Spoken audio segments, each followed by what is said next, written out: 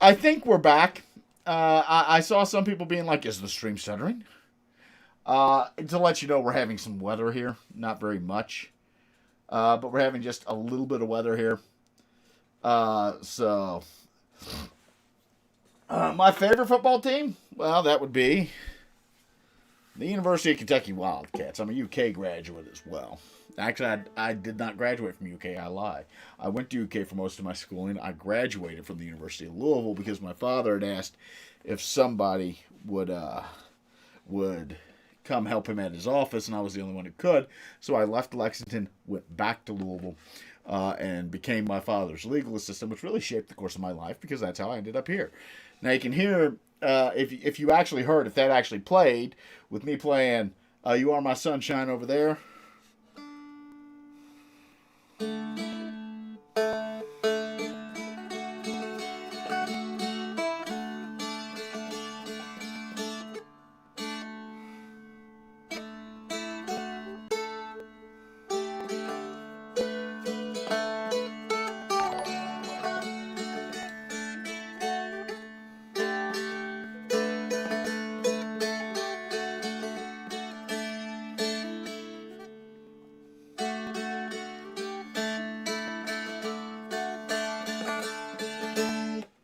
Two different noises. Two different noises.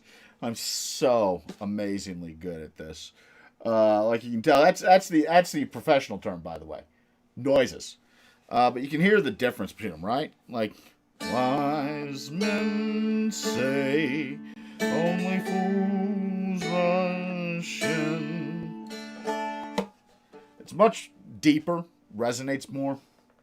Then you come to the much brighter Appalachian dulcimer, which I'm not going to keep adjusting that for this. It's, you know.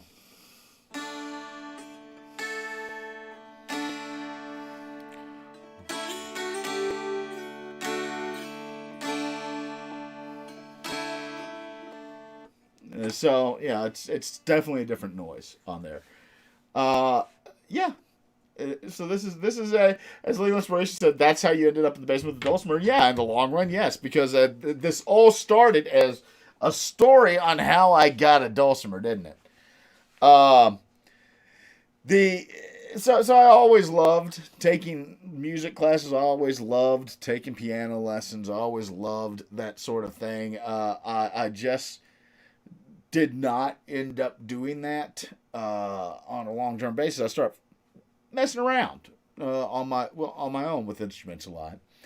And after I got married, around the time my twins were born, I was sitting there watching this newfangled thing called YouTube once. And back in the Wild West days, back when they just made Netflix a streaming service that you could get through other devices onto your TV. Uh,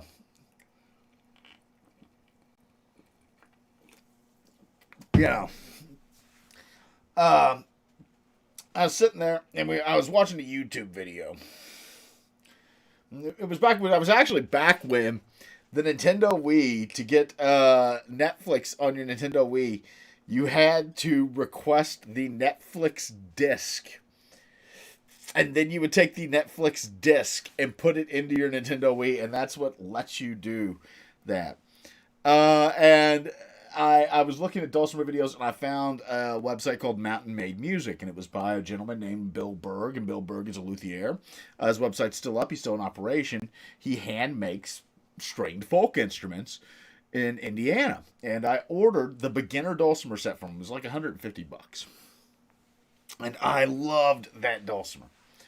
I would come home at night and I would play that dulcimer. I would greatly enjoy playing that dulcimer. It's relatively easy to pick up and to learn. Uh, what was the fate of the dulcimer? Well, um, excuse me. I sold it.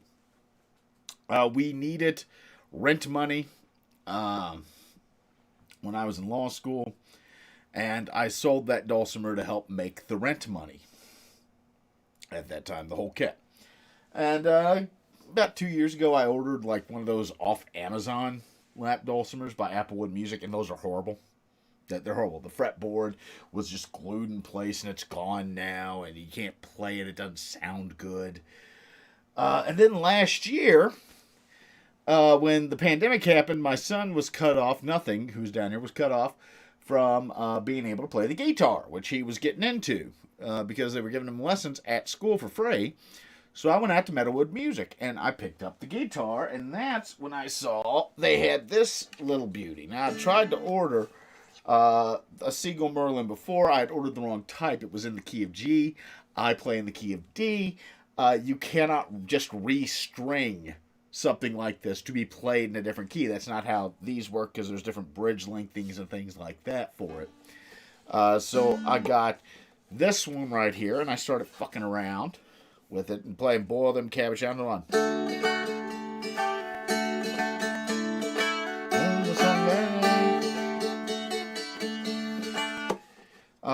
Stuff like that.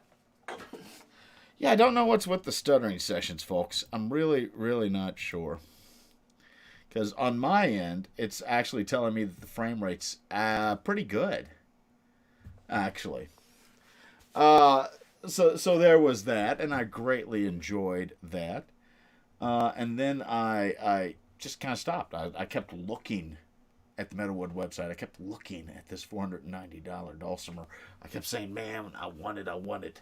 I kept saying, like, we should go to Meadowwood, but I know I'm going to leave it a dulcimer. And then last night, Kim was like, yeah, we should go to Meadowwood and look around. And this morning, I'm like, I'm going to head on down to Meadowwood. Are you coming? And Kim was like, no. And I'm like, okay, well, I'll take Henry. And I took Henry, and then we spent $700 on a guitar and a dulcimer. And I haven't told QM yet. So that's gonna be fun. Let's see. Let's go through the chat here. Let's see what we have. What's my favorite football team? My favorite football team is still the University of Kentucky. How did you end up? That's how you ended up in the basement with the dulcimer. I'd laugh at your UK hat, but I think we all just need a hug at this point. If you're a UK fan, yeah. I'm sorry. Like, you know how you know a University of Kentucky fan is like somewhere around the beginning of September, like, well, it's almost basketball season. So, I wish I hadn't given up the trombone after high school. I missed my upright string bass. There's something every musician might sell you for rent. For me, the accordion. We have one in my grandparents' closet, but it smells rotten and is falling apart, and I wish it was in better shape to learn. Yeah, my mother actually plays the accordion. I found out. And that was interesting on there. It really was to learn that my mother plays the accordion. Somebody had asked, though, I think I saw earlier, what's something that you wanted to try that you never got a chance to? And there's not a lot right now. Like a lot of, I'm relatively young. I'm not like Kage old. So a lot of the stuff that I want to still try, I got plenty of time to try. You know, if I want to try to pick up the guitar, I can try to pick up the guitar. If I want to try to get back into piano, I can try to get back into piano. If I want to try to hike the fucking Swiss Alps, I'm going to die of a heart attack, but I've got plenty of time to go do that. Like, I'm not that old. And I lived a lot of my early years on the concept that when you want to try something, you should probably give it a shot around that time. You should work towards trying it. And if it doesn't cost you much to try it, if it's something you can afford to try, then go ahead and do it. Because who knows when the chance is going to arise again. It's how I ended up working on boats. I thought that sounds like a neat idea, and I applied for the job. It's how I ended up skydiving. It's how I ended up tracking ghosts in a dilapidated church in West Louisville, in Portland. It's how I ended up spelunking in Morgan's Cave. It's how I ended up doing a lot of stuff. Was when the opportunity presented itself, I'm like, that's kind of something I want to try. I'm gonna go try that. It sounds fun. It's how I ended up doing furry conventions and doing this. I was like, I want to write about that. I'm going to write about that. I'm going to watch this movie. I'm going to learn things. What I learned about was from Pretty sure I forgot math in the process, but, it's cool. It's cool. Who needs to know what 2 plus 2 is worth as long as you know who Majira Strawberry is, right?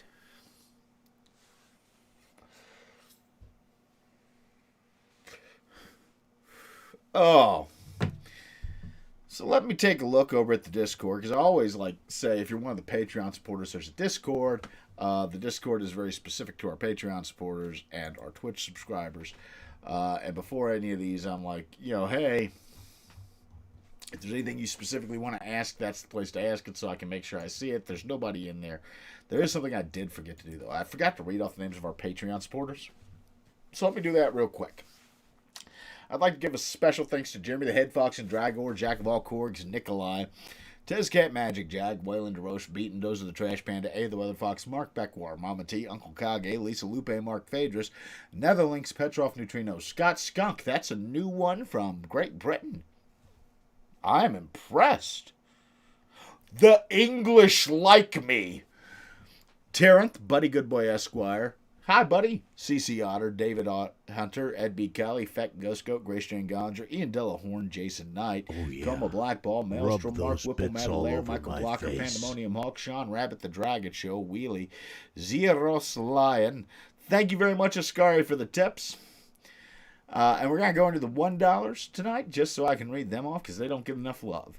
Ando Spitzen, Arrow Quivershaft, Kathy B. Lanham, Crypto Wolf, Douglas Shelby Jr., Drew the Femboy Fox, Elizabeth McClellan, Erner, Jenny Ann, Giza the White Maid, Gilliam, Gunzukel, Jackal the Sergal. Load up the second page. Jeff Orr, Cataract, Coda, Loki, Margaret, Michael, Nini Kiri, Nitro Fox, Quack Quack Conk, Quentin, Sal MB, Silver Gatomon, Slippery, Source Otter, The Rider, Tyro Thunderdome, William Blackwell, Wolf in a Barrel, Yiffin My,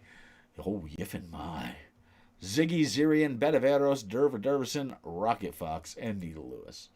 So thank you all so much for that. I've done a lot of stuff, man. J.R. Newman is sitting there, wait, tracking ghost story time. Okay.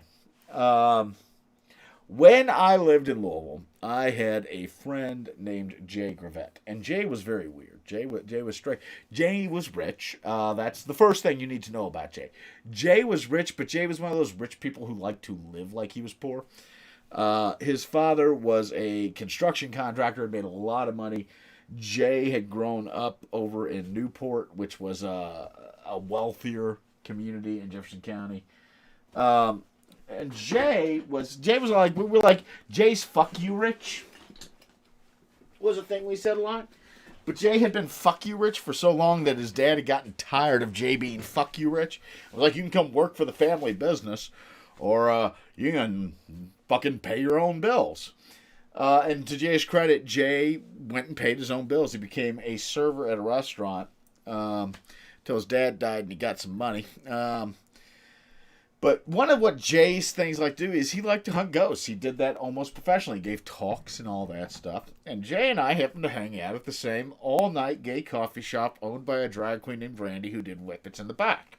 Anyways, so we used to hang out there, and we would sit and talk at like 1 or 2 in the morning after leaving a bar and drinking our coffee on the couches, the battered old couches next to the blood bank.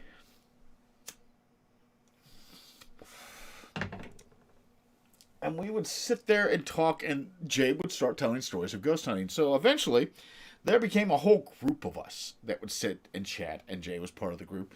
And we'd always do things like we'd go down to the river or things like that, real early in the morning. And Jay got us into something called spooking.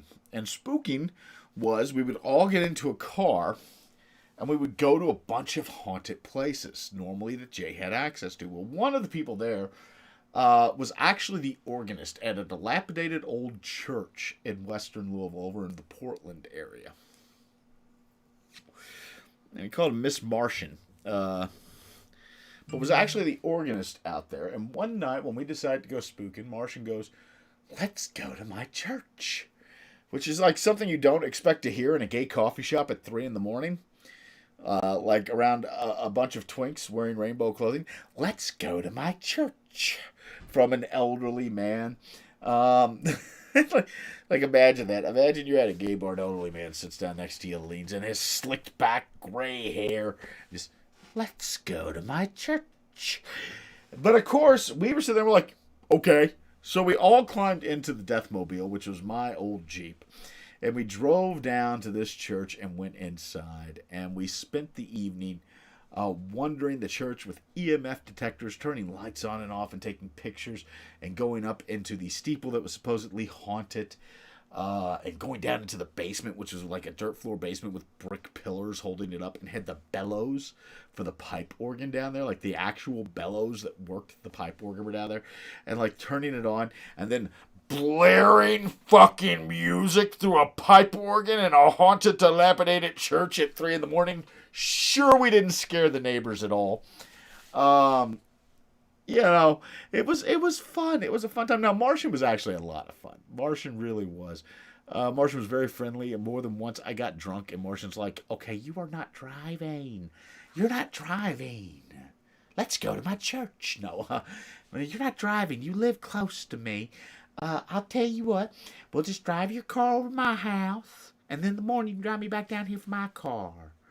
And we would go, and Martian would let me sleep on their couch, and it was always neat because Martian had like a full wine room and a player piano, and in retrospect, Martian was probably trying to sleep with me.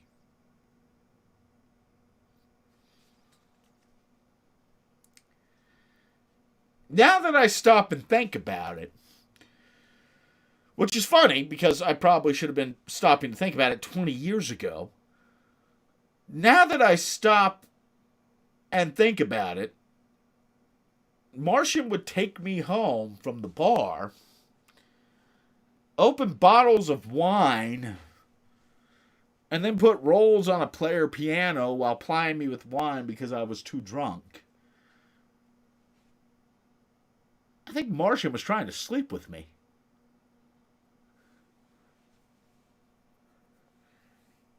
Huh. He took me to see his organ. Me and other people. He liked people to watch when he showed his organ off. Oh. Oh. Oh. Oh my goodness. uh,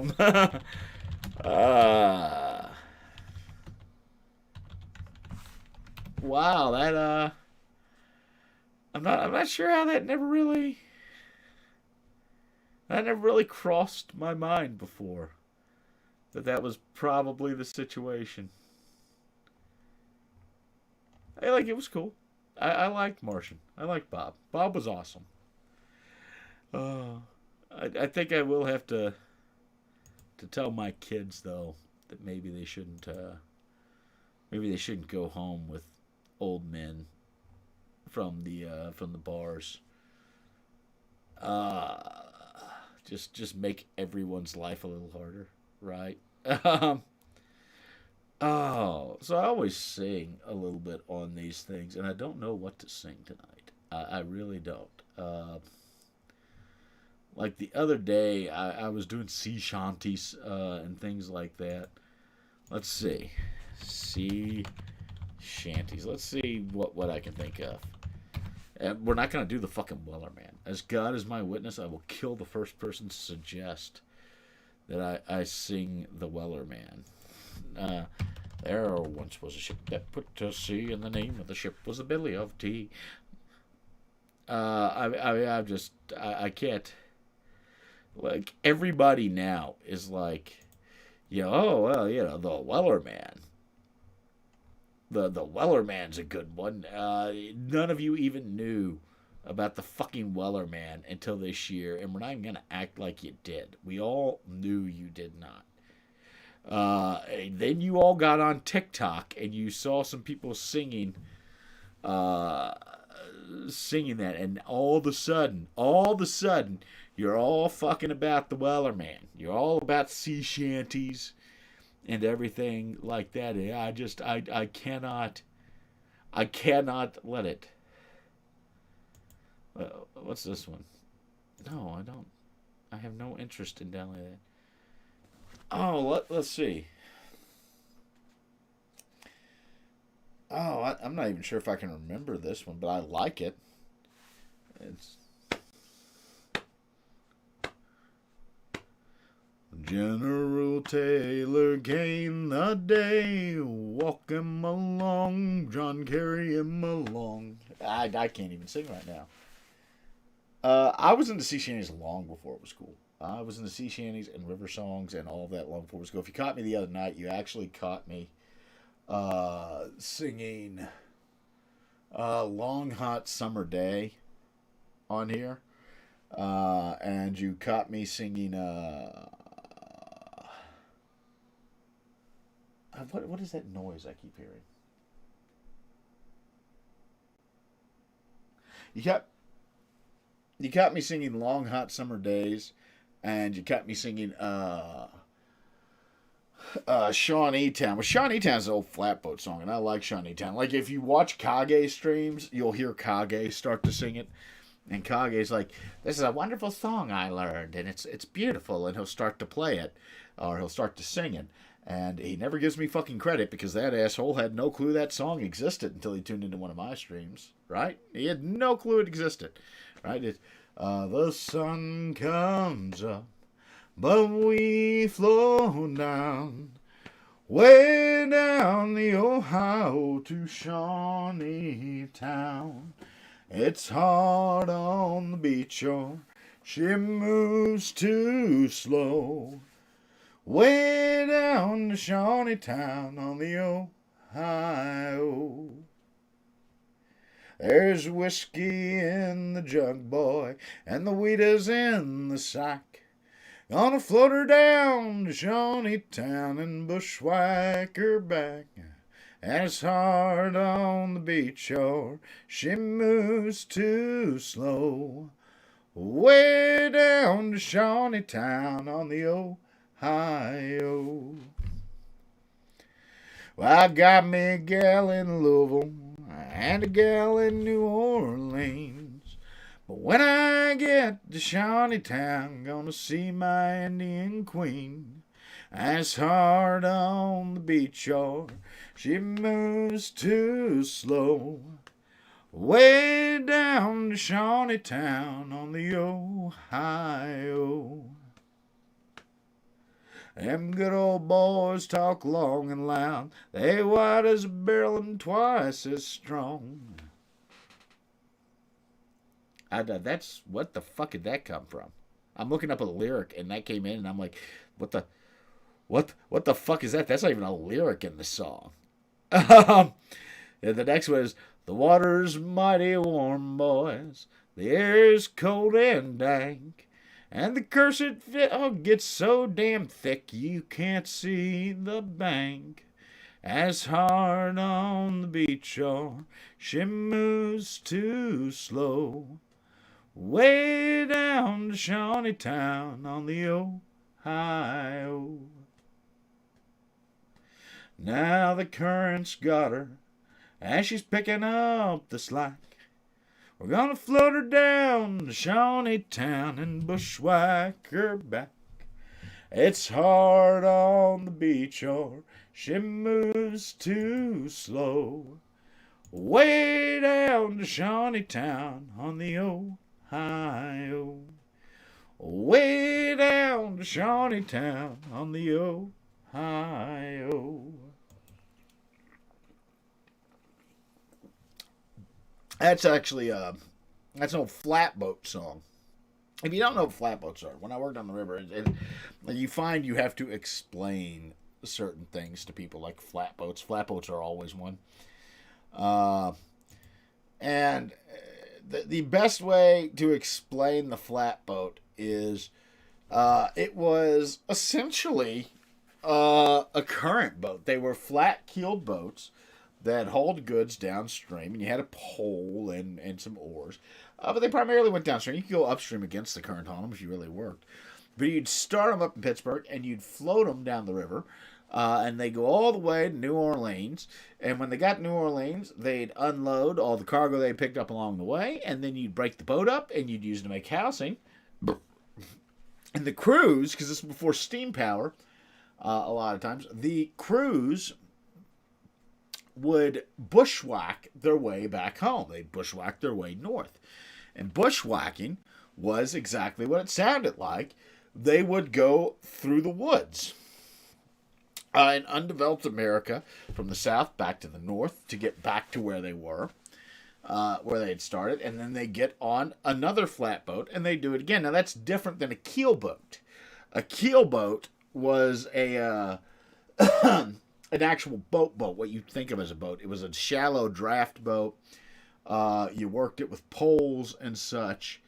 It was a very different vessel in the long run on that.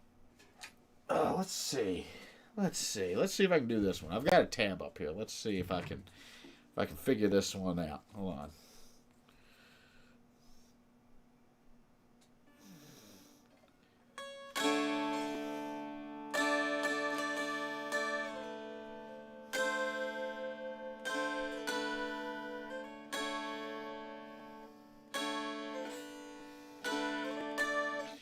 Oh, it's because they have it tuned to DAAD. Oh, that would explain it. They've got this tuned to DAA. Like I was like, oh God, that sounds horrible. That sounds terrible. That sounds bad. So here we go. Let's try it this way. I'll move back a little so that you can actually see what I'm doing this time. Hold on. Because we're gonna fuck up together, right? That's how we should do it. If we're gonna fuck up, we should fuck up together, right?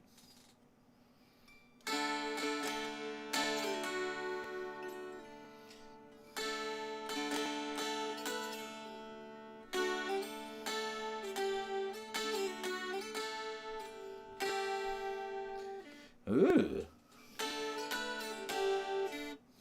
Yeah. It doesn't sound right.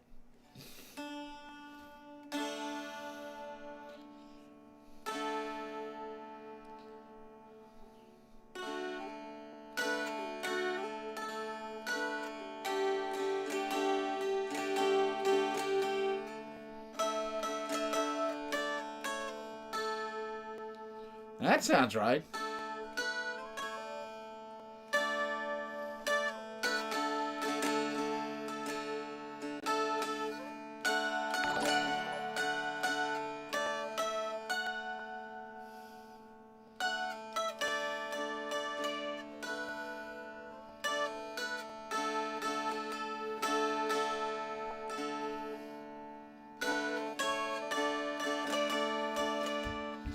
That actually sounds okay. The second part, but that first part doesn't sound right.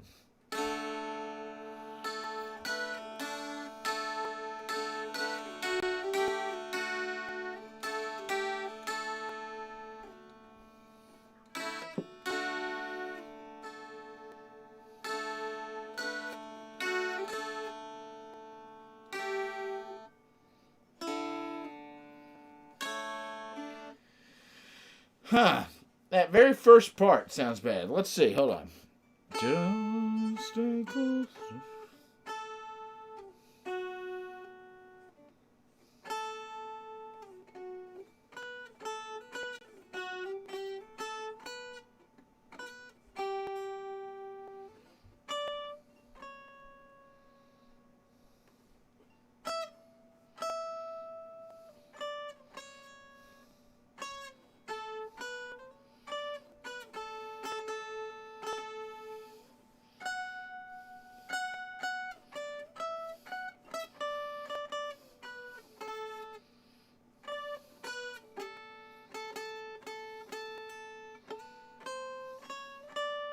That actually sounds. That very first part, the first 5 or 6 notes, I'm not too sure about on that one. I'm really not. That one sounds kind of weird. That was supposed to be just a closer walk with me. You gotta remember that I am relearning how to play tunes on this as we go. So yeah, it's gonna be a little difficult for me. on it. But I'm glad to be spending this time with you and learning how to play it with you and doing that. So I like learning how to play, like you guys are sitting there with your own dusters. Come on, Boozy, let's play another song. Um, but no, like there's so much in life there. I'm looking at the chat. I'm seeing if we have questions on this. I see people making Tom Sawyer references in the chat, so that's always fun. Used to have a Boy Scout handbook, and it suggested making your own barge to float the Mississippi. That Boy Scout handbook wanted to kill you. Like Slippery Stallion used to have a Boy Scout type handbook that suggested making your own barge to float the Mississippi. Why? Did it want you to die? Was it like, we have too many of in the world? Children. We have too many children. Let's take out some of the children.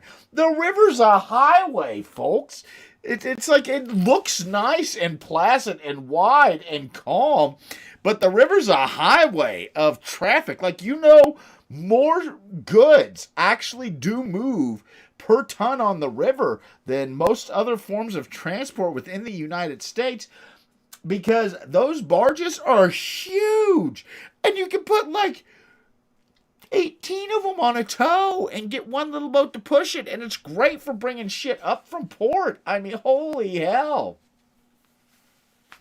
Like, I just like the idea. So I was like, what should we suggest these kids do? Let's get them killed, Bill. Let's tell them to go float on the Mississippi. I'm sure it'll turn out fine. We won't get sued. Oh my God! The Boy Scout handbook used to be for real short-lived boys. Jesus. Oh, holy hell! Like, I like Pope Lisbon in there. My law school said on the Mississippi, every river will kill you. It is something you learn very quickly working on the river, especially as a job and especially in a high impact career and working on it daily, is you have to respect the river, because the river will fucking kill you. It doesn't look like it. It doesn't seem like it. But there's a lot of ways to die on the river. Towboats, for instance, have something called duck ponds. You know what a duck pond is? Towboats, at their corners, they're not squared up at the corners like that. The corners are slightly curved, right? And when you form a tow, you'll take 4 tows, or 3 tows, and where the middle line of tows meets the outer line of tows, you'll have 4 corners that'll look like this. And right in the middle there is the duck pond. And the duck pond can swallow a man whole. If you are on an icy deck at night checking the tow, which checking the tow is you take your cheater bar and your toothpick, which are just 2 giant fucking iron bars, really. One of them's meant to slide over the top of a ratchet handle, and the other one is almost like a piece of rebar that you shove into the ratchet handles, so that when you're working the ratchet, because the ratchet's just a cable connector, that the ratchet won't spin, you shove it in there to make a firm thing. You put the cheater bar, which is a big length of hollow steel bar, over the top of the ratchet handle, because you can't work that ratchet by hand, and you work the ratchet to tighten or loosen the lines as needed to build tow and to keep tow. Building tow is where you're putting all the barges together. Keeping tow is making sure they don't snap loose. But you would have to walk the tow, and you would walk the tow at night with flashlights in your hand and the cheater bar juggling everything. And you would talk to your mate who was walking the tow with you. But it was very easy, if you lost your step, to fall into the duck pond. And do you know what safety mechanism there is? None, because say you're at the front of the tow, and you fall into the duck pond because you miss your step on an icy night going from one place to the other. You fall in the duck pond. You're going down between the barges, under the tow, and then drowning as the other 17 tows rows of the tow pass above you. And if somehow you live through that part, then you're going under the towboat and possibly the propellers. It was not uncommon for people to die on the river like that. You have to respect the river. You have to respect it. You have to respect it and pay attention to what you're doing. One of my favorite stories of the river, though, and I'm going to tell this story, and everybody's going to be a little So I'm like, why is that your favorite, you fucking weirdo? Um, is I knew a guy who was an engineer on a long line tow, and a long line tow was one that would travel the entire length of the Ohio and the Mississippi rivers, or the entire length of the whole Mississippi River on their runs. And they were bigger ones; they were tows. And he was an engineer, and he went out onto the aft deck as they were going under a bridge one night to light a cigar. And as he was standing out there under the sunlight and under the moonlight, lighting a cigar, directly in front of him on the deck, something went wham! It was a suicide jumper who had jumped off the bridge right as the towboat was going under, obviously intending to miss the tow, and instead slammed at full speed onto the deck directly in front of the chief who had just lit his cigar. And if you would ask him, he'd be like, well, what'd you do? He's like, I was a little shocked, honestly. I've never had that happen before. It sounds bad when you're like, that's one of my favorite stories, but especially if you work through you get desensitized to certain things. You get desensitized to suicide jumpers a little bit. You get desensitized to finding bodies. That's not an uncommon thing to, like, call up to the pilots and go, hey, there is a corpse in the river. So that'll happen every now and again. But yeah. So we've had a fun tale of suicide. How's your evening going? Let's go back to the chat and see what's going on there. Like, Kage gets progressively drunker during his streams. I believe that you deserve to see me at my sober best. Plus, I don't have a shot glass down here. So,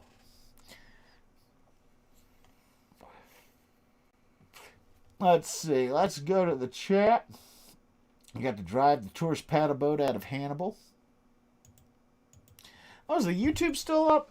I should probably check that at some point, shouldn't I? Just see whether the multi-stream's actually working over there, because I have no clue whether it is or not. Yeah, it looks like it's still working. That's neat. There's only 2 people watching it, but that's neat. Like, these are the things that I don't care if they go out through that. So, I mean, that was fun. Like, how's everybody's night? Currently suicide free. May all of your nights be free of people jumping directly into your backyard and dying. Because that's kind of like what it was. Like, imagine you went out on your back porch one night to light a cigarette, and you turn around, and somebody's like, hey! And then they blow up. That's what that was, basically. I just clicked on Scotland the Brave, and it gave me Santa Claus is Coming to Town. And I'm pretty sure those are 2 different songs.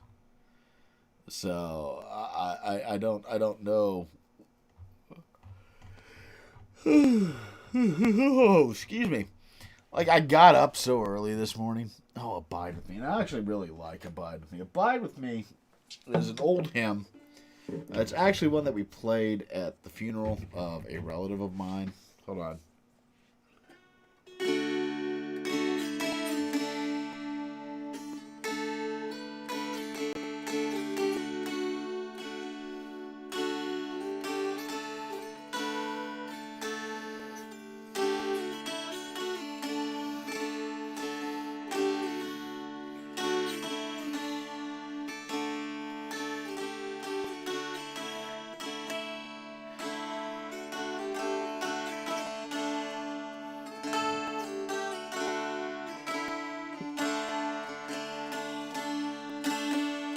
Abide with me, so falls the eventide.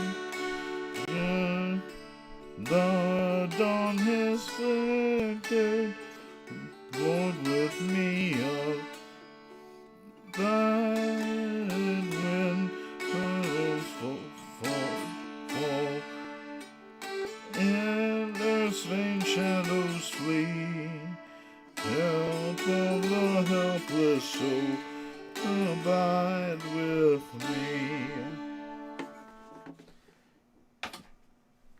maybe I'm still getting used to having a dulcimer again. When this, hold on, let's see.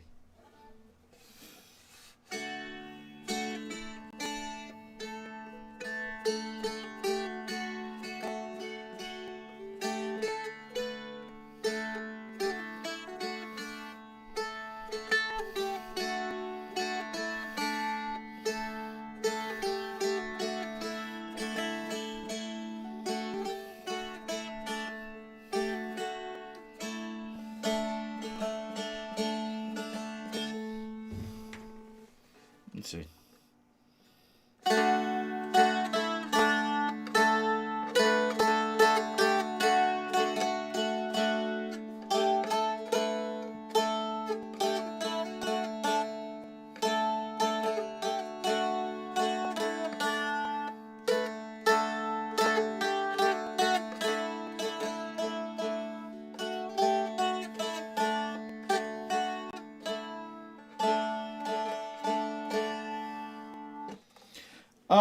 Having worked on a historic riverboat, what are any traditions or oddities that survived from the mid to late 1800s? On my boat, kind of all of them. We were an old style boat. That's how we worked. We worked the old style steam. That's like we did things the same way they did back in the 1800s. A lot of times, holding the anvil is one. We actually did have an anvil. It's set right by the galley. And we would tell new crew members that we wanted out of the way. We'd say, go back there and hold the anvil. What? Hold the anvil. Get up off the deck. They go and they pull it. Why would you have an anvil? For the paddle wheel, actually. We were a paddle wheel steamer. We rebuilt the paddle wheel ourselves out of white oak every year. And we didn't rebuild the whole thing every year, but every year we did paddle wheel work where we'd find pieces that need to be taken down. One year we did fully rebuild the paddle wheel. And the thing is when your boat is about 100 years old and uses a form of transportation that hadn't been used in a long time, people don't tend to make parts for it. But the way that these were held in, they were held in things called U-bolts a lot of times. And a U-bolt would bolt in piece of the paddle wheel to the frame for the paddle wheel, the paddle wheel arms in there. And the way we would make the U-bolts is we get solid rods of steel. And we would thread each of the end to a certain point. And then we would heat it and put it over the anvil, and we'd pound it into a U shape and dunk it in the water. And that's how we made the U-bolts that would hold it in place. So that was actually, like, I'm not going to say a lot of fun, but it was there for that purpose. Like a fun thing, there's something called oilers, automatic oilers. And they were a huge thing because the way a steam engine arm works is it slides and up, slides and up, slides up. When it slides back like this on the piston, it's going against another surface, so you would have to oil, but you'd have to oil things on it, right? And as a matter of fact, the lowest man in there was the striker, the fireman, the oiler, and the engineer, and the engineer. But one of the lower men was called the oiler. And what they did was they had a can of oil and they would oil those rods. That was the old way they'd do it. Now, there came with something called the automatic oiler. The automatic oiler was a thing with a piece, and as it came through and slid like that to work the steam engine, the piston, there'd be something that dipped down into a can of oil, and it would grease the rod. It'd grease the rail as it went back and forth automatically, so you didn't have to have the oiler watching it and doing that. And that was a great thing. It made it so much easier. We came up with a problem because the automatic oiler broke on our boat. And, no one had built automatic oilers since like 1912. And we sent out one to a machinist and we're like, can you make one of these? And they're like, well, yeah, but it's going to insert insanely exorbitant amount of money. We're like, oh, shit. because we were kind of on a budget. And that's when we realized that the automatic oiler was about the same size and depth of a sardine can. And that a bent piece of welding rod was about the same thickness and had the same qualities of the oiling stick that went into it.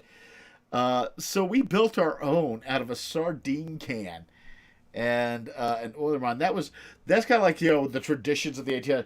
That's it right there. On a tramp steamer, you appropriate fucking anything you can to make ends meet, to make things work.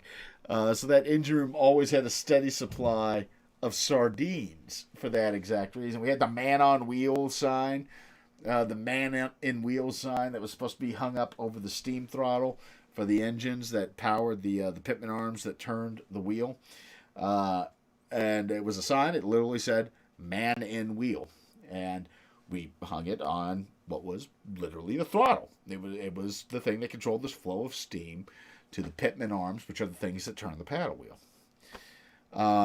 And we would hang that sign on the throttle. You never hung it on the throttle any other time because that said, there's somebody in the paddle wheel. Please don't turn it on and kill us.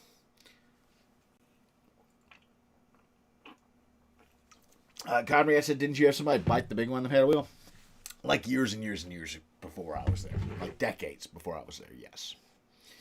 That wasn't an uncommon way for people to die on the river, actually, if you worked on the steamboats. Getting caught in the wheel wasn't. As a matter of fact, when we would work in the wheel and we'd clamber all around it like monkeys, what we would do, we had a 1-ton work barge that we would pull down the side of the port side of the vessel and tie off to the jockey bar, which is a metal bar that encircles it. Hey, Rapid.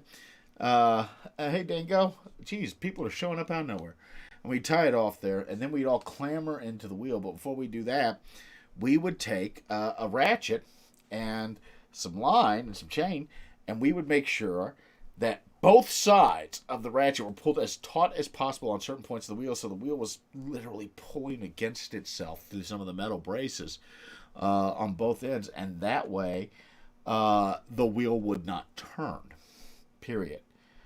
Why don't they have a lockout, tagout process? The boat was built. I shit you not. The boat was built in 1914, I think. And the way that it worked was when you went on the wheel, you hung the sign on the throttle. The sign was kept behind what we called the rudder shield, which was a big metal shield where the rudder cables went through. The rudder lines went through to control the rudder from the pilot house. It was behind there where people would hang jacket hooks. And the only time that sign went on the wheel was when you were in the wheel. And we would tell people, like new guys, we get told, did you put the sign on the wheel? Yeah. I'm like, really? Yeah. Okay. And then somebody'd always go check. Like before you climbed in the wheel, you went to go check. And the engineer was always back there too. Like the engineer almost always knew we were on the wheel. Because there was no way to get to the wheel without going right past where the engineer sat. So the engineer was pretty much always aware when there was somebody in the wheel. But, it's scary. If you've never fallen about 20 feet from the top of a paddle wheel into the river, it's an interesting experience. If you've never set yourself on fire working the river, I did that. I set myself on fire working in the paddle wheel. We were cutting through U-bolts and we'd using a acetylene torch to do it, and I had heavy work gloves. And what I didn't know was the fitting at the bottom of the torch was loose. And a spark, so gas was escaping at the side. And a spark had caught that while I was cutting. So it was shooting flame out this way directly onto this heavy, heavy glove. Like very heavy, heavy leather glove I had as I was cutting through a bolt. And I looked at the work barge because I thought I heard somebody yell my name. And everybody was looking at me and screaming. And I could see them mouthing the words, fire, fire, fire. And I looked down and my hand was on fire. I had not yet noticed it. It had not gotten through that much of the leather yet, thank God. But it was on fire, at which point I let go of the torch trigger, which shuts it off. Doesn't shut off the gas flow, though, because that flame kept shooting out of that fitting. So they shut off the gas flow, and I flung the glove into the river. Or well, first I flung it onto one of the bucket plugs, start pounding it with the other glove until I realized that I was about to set the other glove on fire. That's when I threw it into the river. And we had an interesting day as a basis for that conversation with the safety officers the next time they came in. We used to do things like we'd fuck with the Coast Guard. We'd make sure there was one small thing that they could catch so that they wouldn't catch all the big things that were there. I enjoyed that. That was a good time. I worked with a bunch of guys. I worked with Spanky. Spanky. Like, we'd always tell people politely that his nickname was Spanky because he looked like Spanky from the Little Rascals. Now, the truth of the matter is that was the polite reason. The real reason was Spanky jerked off a lot. Spanky jerked off a lot. Spanky masturbated a good amount. That's what I'm getting at. He tugged the old old capstan a few times. He liked to polish the brass. More than your normal person. There was Shipwreck. Shipwreck was so named because while he was in the Navy, he, while hungover, almost ran a nuclear submarine aground. But yeah.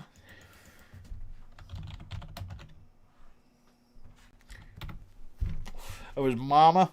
There was Daddy Ben. There was Beef and Showboat. There was Nub.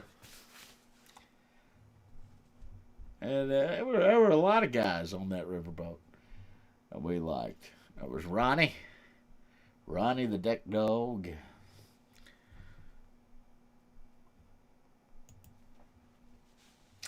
My nickname was none ya. As in none your damn business. I ain't gonna tell you. Get slide a coin to your Witcher, and we'll talk about that. Until such point in time, though, like nicknames are things you pay for. Damn it.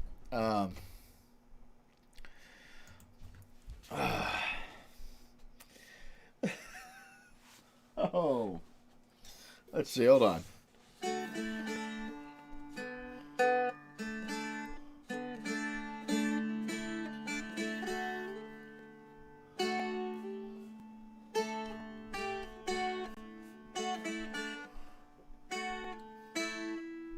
Yeah. Yeah.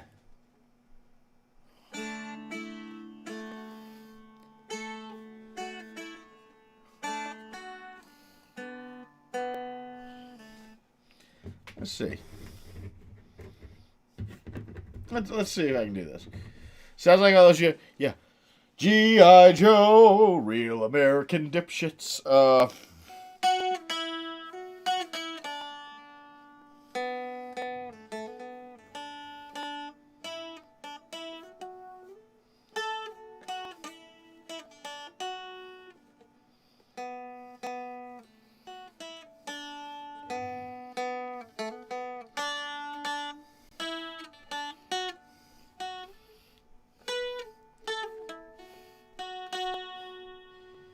Yeah. I like this person's tabs, but hold on. Let's see. Let's see if we can improve on it.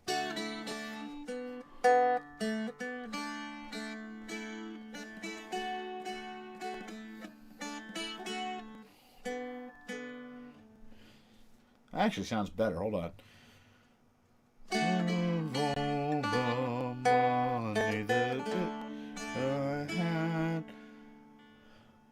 I spent it in good company, and of all the harm that I'd done,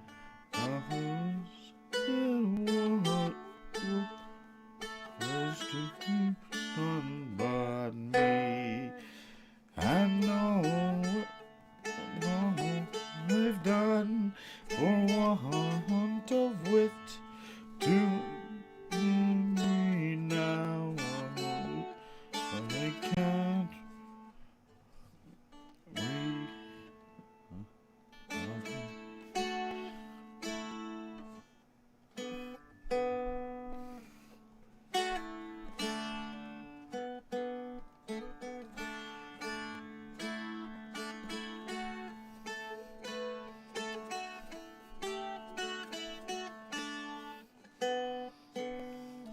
Actually sounds okay. Head Foxen is buying a rifle on there. Ah. Tyro, you're just now joining us. Yeah, this is the front porch stream where we've been sitting and talking and running through things most of the evening. Let's go back to the chat. If you like what we do here, by the way, you can always, like, this isn't a game stream, and I know I promised you Viral Humperdinck today, but I ended up going to the music store with my son. I ended up buying a new dulcimer and all that stuff, and you can help offset the cost of that, as Escari Husky did earlier with tossing 200 bits in my face, by going to streamlabs.com/BoozyBadger and sliding a tip into the bank account, checking out the merch there. You can also subscribe if you're on Twitch. It is popping up in the Twitch chat on a regular basis. Thank you, Lila Bra, for the following. You can go to patreon.com/lawyersandliquor and become one of our Patreon subscribers. By the way, if you subscribe via the Twitch chat or you go to Patreon and become one of the normal supporters, you go into the Discord chat, which is where you ask questions for the legal streams. We arrange multiplayer game nights. Last week, we all watched Repo the Genetic Rock Opera together in there. That was fun. Repo Man! We all watched that together in there. It was a lot of fun. I am fairly active. Like, I can't, like, people from the Discord will have to tell you whether I'm really active or not, because I don't know whether I am. Oh, Jeremy the Head, folks, and thank you.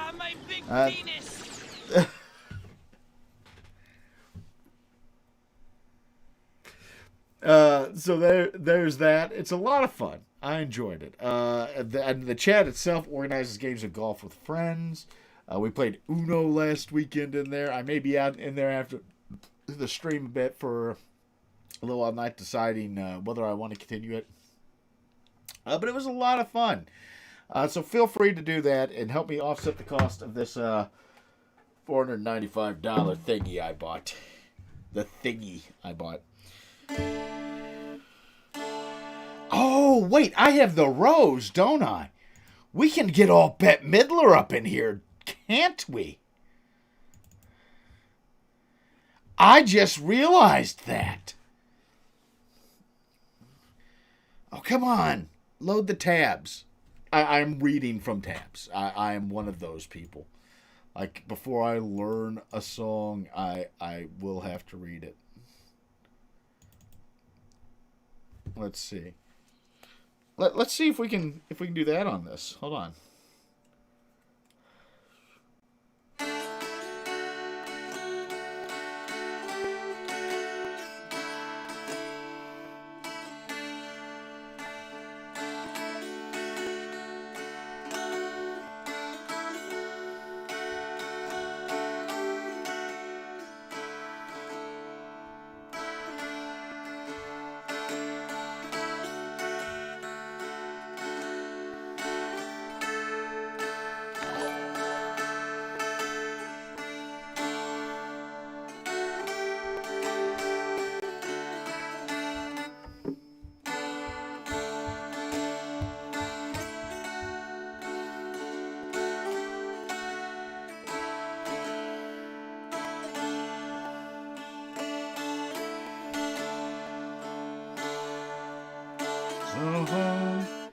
I can sing it.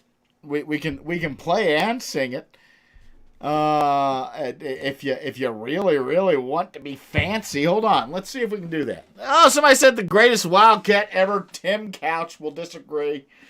We will agree to disagree because I'm the greatest Wildcat ever. I'm not the greatest Wildcat player ever. I'm just the greatest Wildcat. Let's see. Some Bette Midler for you. Some say love, it is a river that drowns the tender reed. Some say love, it is a razor that leaves your heart to bleed. Some say love, it is a hunger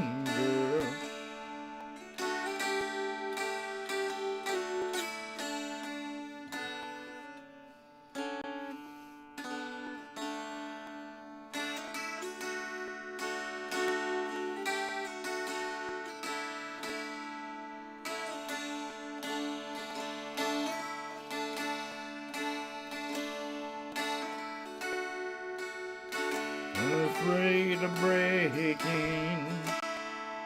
And then break.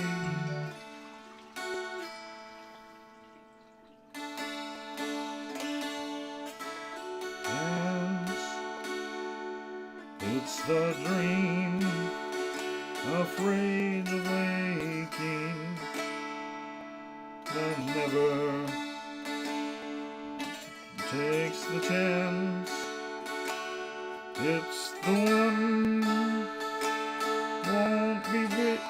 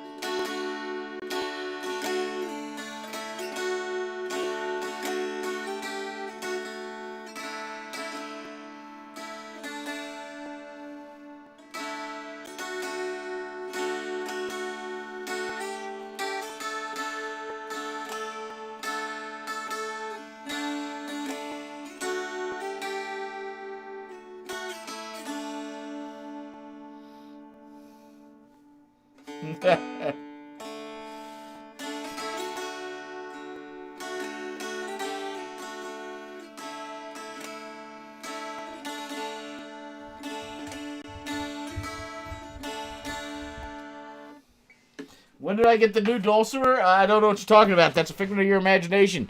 That doesn't actually exist. You've never seen it. And if my spouse asks, it certainly wasn't on this stream. Oh,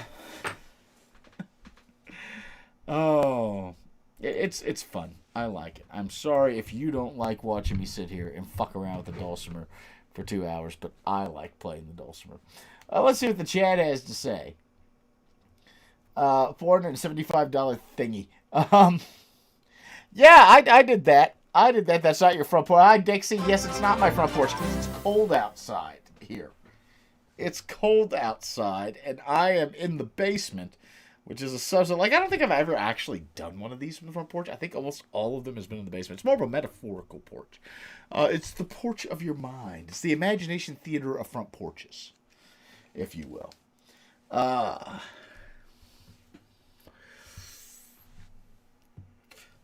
Wow. Tyro, thank you for subscribing for your 9th month in a row. I greatly appreciate it. By the way, what do you all think about Viral Humperdinck on this time? Like, I'm not getting really into the game yet, but I'm liking Viral. It would be strange to stream from the porch if you're living in a space where you can see your neighbors. I can always see my neighbors. I see my neighbors all the time, and they don't like me, and I don't like them. I shouldn't say that. I like most of my neighbors. I don't like the ones directly across the street. They're not the most fun people in the world. Hold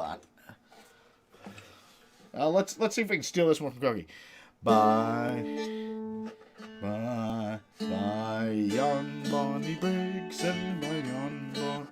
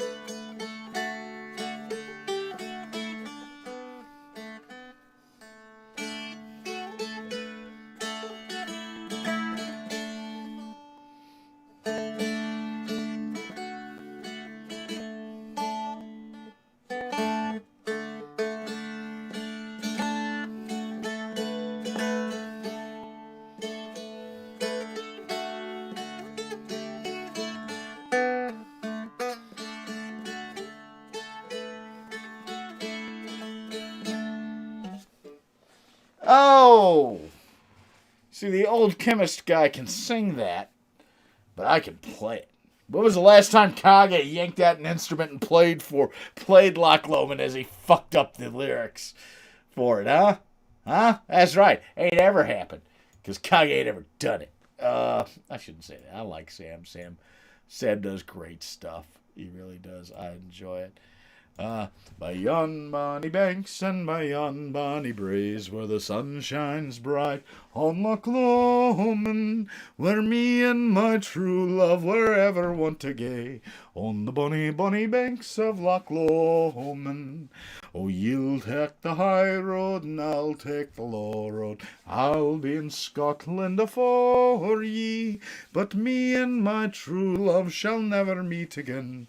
On the bonny, bonny banks of Loch Lomond, 'twas there that we parted in yon shady glen, on the steep, steep side of Ben Lomond, where in the purple hue of the Highland hills we view, and the moon coming out on the gloamin', the wee berries sing, and the wildflowers spring, and the sunshine, the waters are sleepin', but the broken-hearted kens nae a second spring again, though the waifu may cease from their weepin'. Oh, you'll take the high road and I'll take the low road. I'll be in Scotland afore ye, but me and my true love will never meet again, on the bonny, bonny banks of Loch Lomond. Kage and I have actually done 2 wine streams together, I believe. One at his house, one when he came to visit us about 2 years ago. I personally, anytime that Sam wants me on, it's always a good time. I love hanging out with Sam. I love hanging out with Alkali, who hasn't invited me back for the fucking Dragon Show. If they're still watching, just pointing it out. I always enjoy spending time with those guys, especially doing things like this with them where we get to interact with the audience and we sing our songs. My roommate threw a shoe at my door. You got me singing about home. Listen, I think I have a good voice. My mom also thinks I'm handsome. So, do I plan to pop in the Discord chat more often? I pop in the Discord chat pretty regularly throughout the workday. This week, because I was in between working at home and working at the office due to the snow, I wasn't in there as much. I actually do pop into the Discord more often than I do really any other chat mechanism at this point. But you all also have to understand, like, other chats, I mean, like chats with like 4 people, I'm like absent from until like something's going on or there's a conversation going on, then I'll jump in. Just because a lot of times I do it from my phone and I have a busy day, but I always love going into the Discord chat, especially when we do things together. Like the silently working streams. I love those. I love doing them. I love everything about the silently working streams. Let's see. Let's see. Let's see. Let's see.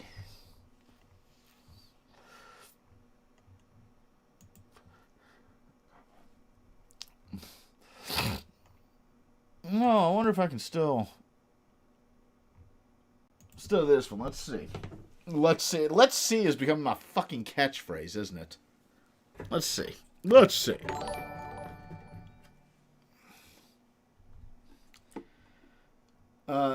South Florida, because of your tweet after that chat. Thank you. Like, I'm sorry, Tyrell, but you live in South Florida. That's just... I didn't make Australia the way it is. That's all on you. Oh.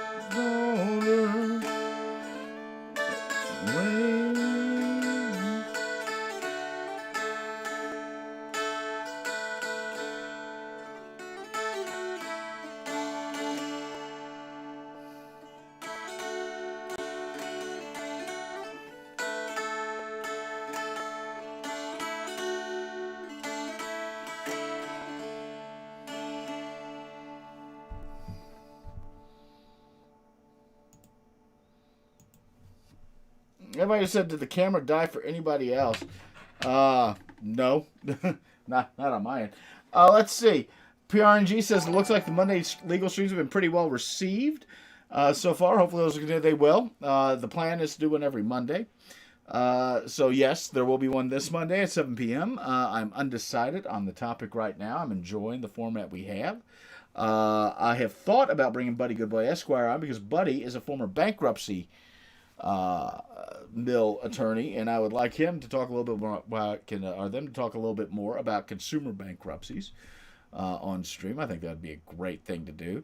The way I've been doing them as we start them is a guest, and then a week without a guest, and then a week with a guest, and then a week without a guest, and it seems to be working out okay, especially with locating the news stories on it, because we go to abajournal.com and pull it through there. And yeah, the internet's been a little off and on tonight.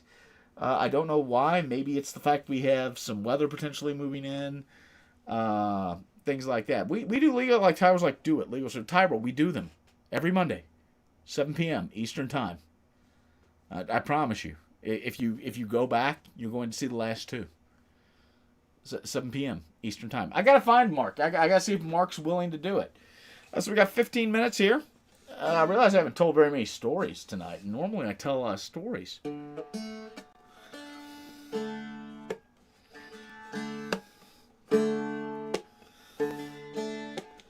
Oh, Shenandoah, I love your daughter. Away you rolling river. Oh, Shenandoah, I love your daughter. Away.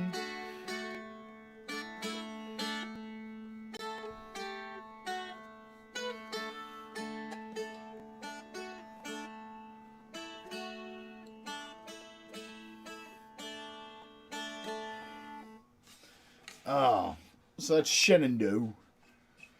Somebody in the chat, oh hey, you're that lawyer badger dude. Yeah, I guess I am now. Jesus. I had never thought that would be my personality. You know?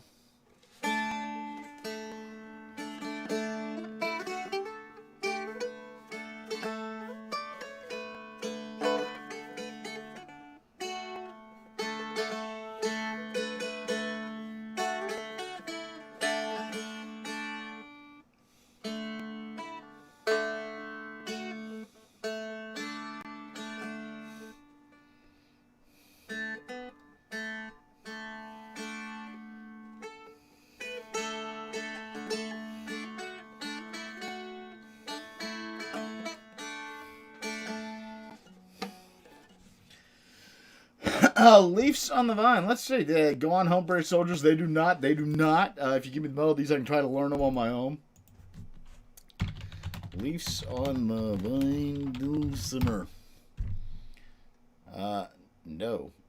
No, it does not. No, it does not, you jackass. Leaves from the vine, falling so slow like fragile tiny shells. I'm just happy that you didn't send me the secret tunnel lyrics. Like, two lovers forbidden from one another.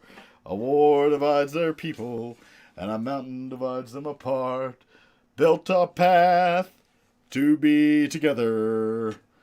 I forgot the next couple lines, but then it goes, secret tunnel, secret tunnel. I'm just very happy that you all didn't put that one on me. Hey, Boozy, nice to see you streaming again. Yeah, it's fun. I've been on since 5. I'm going to go till 7, then we're going to order dinner. But I thought the front porch stream should be something that comes back as well as I do the legal streams once a month. Bring back the front porch streams where we can sit here and tell stories and talk. And if you're like, that's not a front porch, Boozy, that is your basement, Boozy. Why are you lying to us, Boozy? It's a metaphorical front porch. It is for the people who have joined since the beginning. The reason that I call this front porch stream is when I was growing up in the South, something that we did in our neighborhood, and that our family does. We'd sit on the porch. We'd sit on the back porch or the front porch, and we'd all sit together, and we'd talk, and we'd tell stories, and we would sing songs, and somebody would bring out an instrument, and it was always a lot of fun. It was a way to join together as a family and as a community. And that's why I call these the front porch streams, because like every now and again I'll come in and I'll have a theme for them, and it'll be like stories from work, stories of loss, stories of this, stories of that, and I'll have like 3 or 4 stories I want to tell. And then there's the night like tonight where it's just like, hey, y'all want to go sit on the porch and talk? Y'all want to go sit and talk on the porch? Hey, let's go. Bring your guitar, Billy Bob. We're gonna talk. Dixie, when you come and join me on the porch stream like you have once before, we will actually do it on the front porch. I will set it up. We will have lights, and we will actually go outside and do it on the porch with a bottle of whiskey. And honestly, had I planned better for tonight, I'd probably have a bottle of whiskey sitting right beside me. Normally, I enjoy having a drink during these streams. I don't get shit-faced. But I do enjoy having some whiskey during these streams. So, hold on. I should, like, this may go later. I'm just telling you. Like, 7 o'clock was a starting cutoff point, but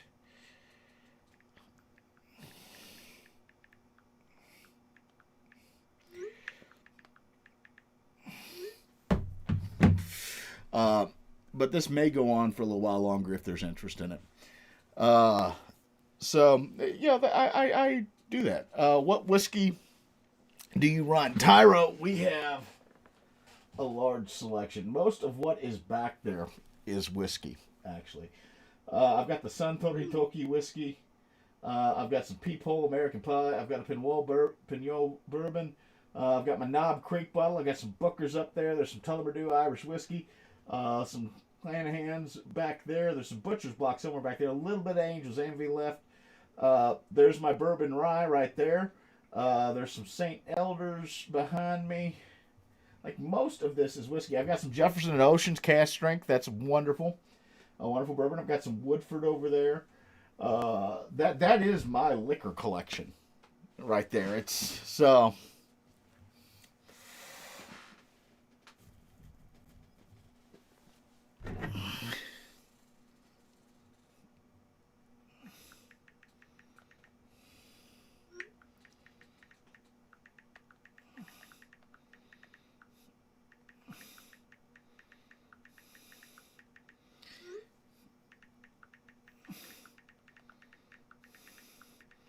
So if you really want to get the stream going, the stream can go for another hour or two if we wanted. I always say 7's a start time. I'll get drunk and sing songs. You give me hell. I'll get on. If you're on the Discord, we'll jump on a Discord call. We'll all sing together, including Benny, who just jumped into the chat. We'll get on Discord. We'll sing songs together.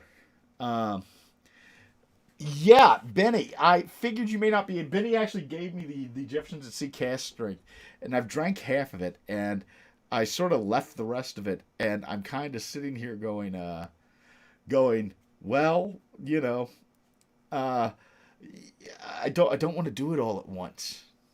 I don't want to drink it all at once.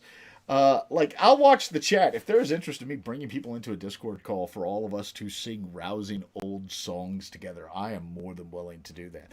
I am willing to start a Boozy's Front Porch sing-along with you all. I have absolutely no problem with that. In the meantime, like, I've seen a lot of dead bodies. Like, somebody's out there. Well, so he was just talking about singing songs, and I was like, I've seen dead bodies. I poked them with the stick. I poked. What's the Discord? If you're a subscriber or you're one of the Patreon supporters, you're already in the Discord. I try to keep the Discord somewhat limited to those people, and the reason is because I do a lot of group activities on the Discord that I like to make special for people. So I've seen a lot of dead bodies. I've taken a. What would I sing? Anything? Hey, Instacart me nicotine. Like, I don't think they Instacart cigarettes. They should. Like, I'd be all behind them Instacarting cigarettes. Like, I can order wine on Instacart. I can't order a carton of smokes. I'm a little pissed about that, to be honest. Um, Hold on. Let's. I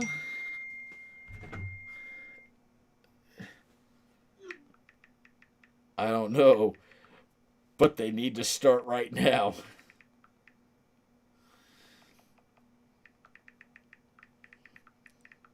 Sorry, my spouse. Uh,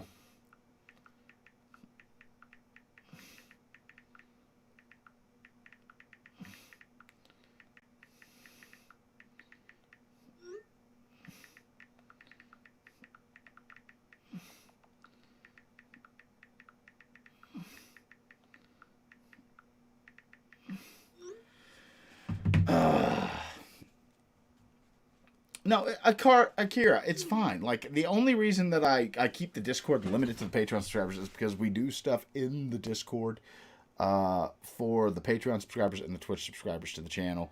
Uh, like the multiplayer nights together and the movie nights that we do and things like that. And I like to keep that small so they get some benefit from all of that support. Eventually, there will be some type of public Discord that I'll set up in general, just for general conversation and stuff. It's just right now, if I set that up, it's just literally going to set this up. I do not moderate this. This is just here. Um, so, so that is the thing that I have to be very clear on with it, unfortunately. Uh, like, I keep hearing noise. Like, and I can't tell if the noise is my voice reverberating off of things or not. And there goes my email.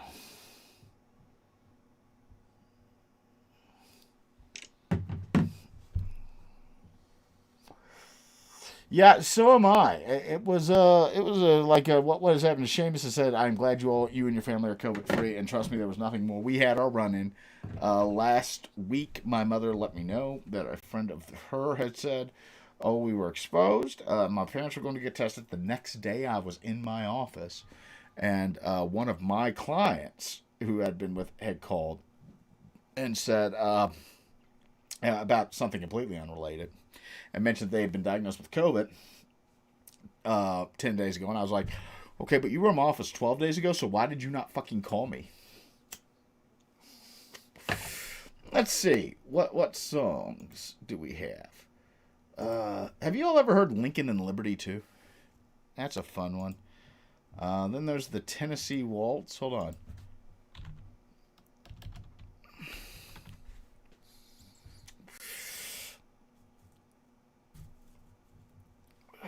Let's see if this one's something I can play. Ooh, hold on. Let's see.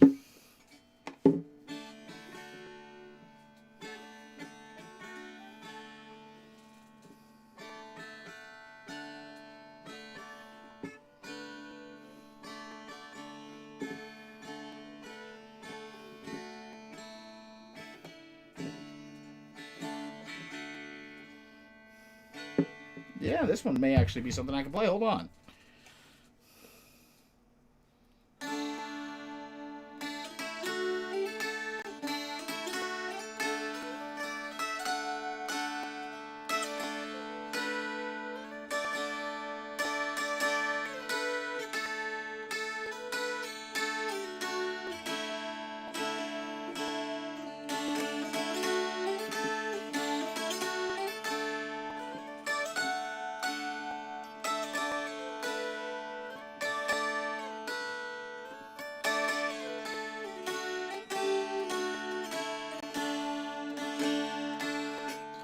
I remember the night and the Tennessee Waltz.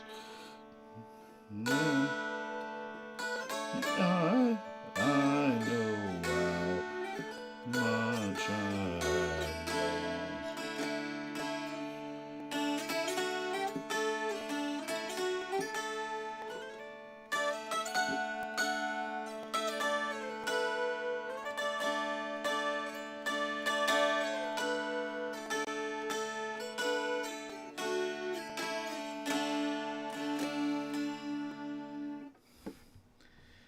Oh. Let's see if I can sing that one a cappella real quick. Hold on. Oh, I was dancing with my darling to the Tennessee waltz when an old friend I happened to see. I introduced her to my loved one, and while they were dancing, my friend stole my sweetheart from me. Oh, I remember the night and the Tennessee waltz. Now I know just how much I've lost. Yes, I lost my little darling the night they were playing the beautiful Tennessee waltz. Oh, Akaria, thank you very much for stopping by. You have a wonderful evening. Tyro Thunderdome has said, do the Weller Man, and I refuse to do the Weller Man unless I'm getting paid to do the Weller Man. I've heard the Weller Man so many goddamn times this month alone. I refuse to do the Weller Man unless I'm being paid to do the fucking Weller Man. I know the Weller Man. I will sing the Weller Man. I will not sing it voluntarily. Somebody pays for the fucking Weller Man. You want to hear the Weller Man that fucking bad? You can put money in my pocket and help offset this expense so my spouse doesn't fucking kill me. It's not, yeah, that's right. It's not even a fucking shanty. It's not a fucking shanty. You're right, pup. You're right, Pup Rose. It's not a fucking shanty. It is a song of the sea, but not every song of the sea is a shanty. A sea shanty is a work song. It is a song you sing upon the deck with a call and response to set up the rhythm of doing work aboard the decks of a sailing vessel.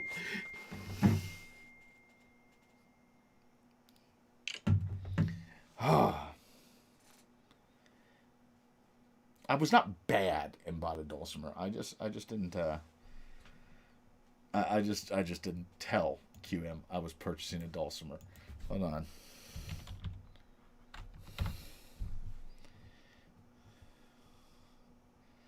Let's see. General Taylor gained the day, walk him along, John, carry him along.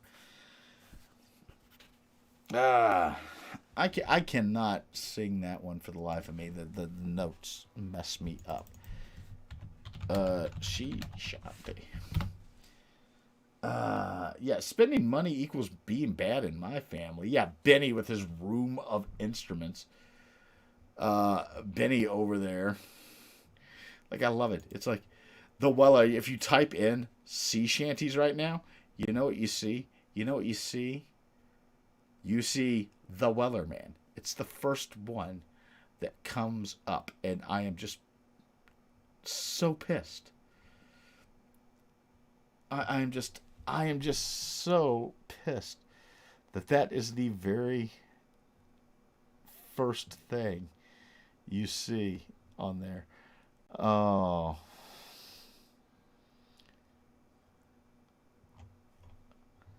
Then he has a macro tag, so there room for all those instruments in the broom closet. Oh. Let's see.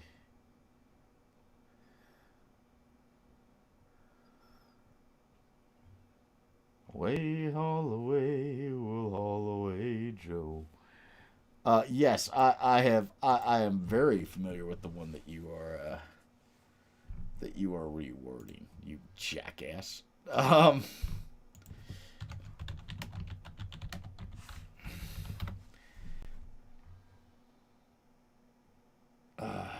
Let's see.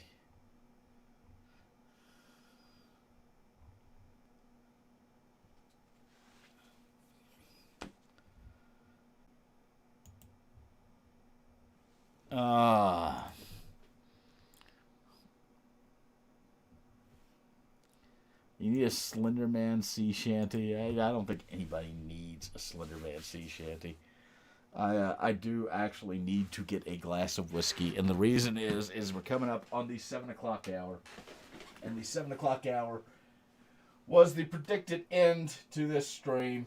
And when we have the predicted end to the stream, we have to do and prepare for doing something that I've ended every front porch stream on.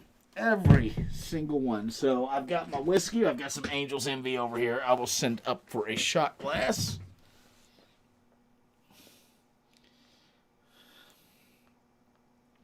And while we're waiting for the shot glass to get here, if you have any questions,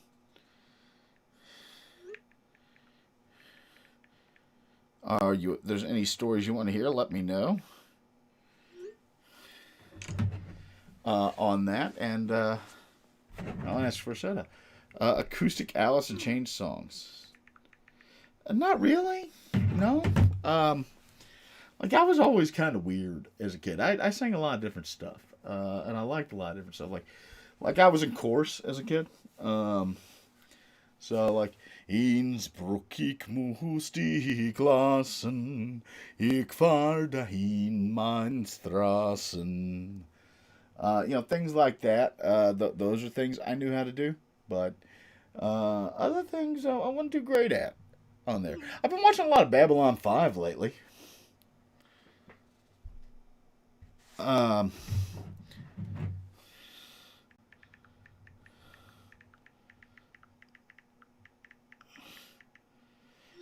I'm watching a lot of Babylon 5.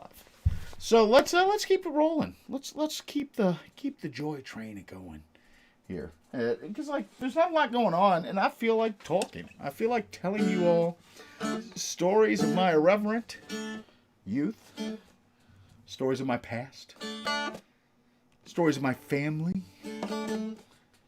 Eventually we'll order DoorDash.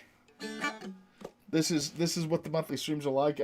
Honestly, a lot of times I would like to do it a little differently and bring people in, much like Alkali does, if he's still watching, if he and Xander are still watching, like Kage does, and have it set up for topics like I used to do with songs interspersed. Tonight was kind of spur of the moment, unfortunately. I was kind of sitting here tonight. Sue dear, thank you so much. That is not for me to do the Weller Man, is it? I'm going to come. My big penis.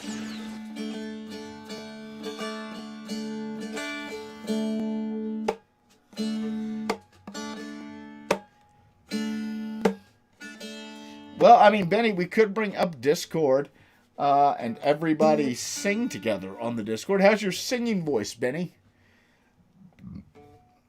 Oh, there's a video that Sue put in the link. Well, let's see if we can get that playing. Hold on. I don't even have the media share here, do I?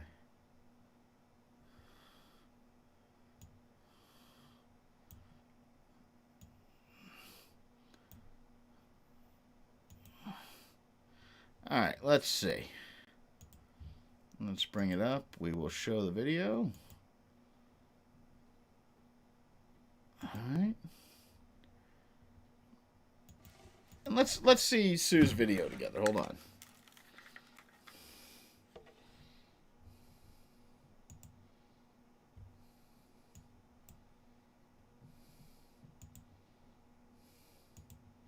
There once was a cat with a hungry belly. The name of the cat was Whiskers Jelly. His throat was dry and his paw was bare. Meow, me fairy cats meow. Soon may the kittyman come with birds and mice and some tasty nums. One day when the critters come, we'll eat till our bellies are full. Well, Jelly got his boys and they gathered round. They scattered seeds from a sack they found, in hopes the seeds they spread on the ground would bring small critters a food. Soon may the kittyman come with birds and mice and some tasty nums. One day when the critters come, we'll eat till our bellies are full. While the gang was bored and morale had dipped, till one of the seeds grew green catnip. They snipped and they snacked and they all got ripped. They all had a meow that night. Soon may the kittyman come with birds and mice and some tasty nums. One day when the critters come, we'll eat till our bellies are full. While their heads were hung and the morn was nigh. The net was strung and they all got high. Their bellies were shrunk and their bowls still dry. Oh, bring us some ice today. Soon may the caiman come with birds and mice and some tasty nums. One day when the critters come, the bellies are full. I love it. I love it. That was great, Sue. That was great. That was wonderful. By the way, I should mention that. You can always put videos into the chat with the tip. If you go to boozybadger.com or streamlabs.com/boozybadger and slide a tip to the bank cat, you can force me to watch a video on stream. I don't advertise that as much on the Twitch streams as I used to. Simply because Twitch got, especially with game streams, I didn't want it to mute in the middle of them. But something like this, I'm fine with it muting as we watch a video. Because if you don't catch it live, fuck you. No, I shouldn't say that. Like somebody's gonna watch this later and they're gonna be like, well, fuck you too, fat ass. Let's see.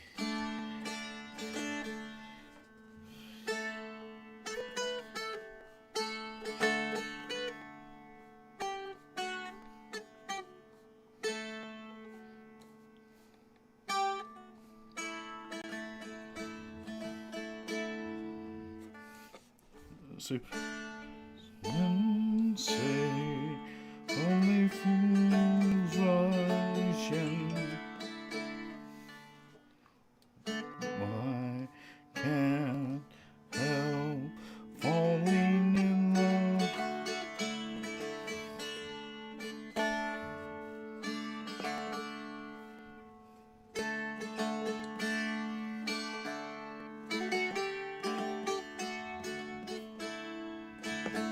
Benny, you better know this on trumpet because your wife enjoys this song.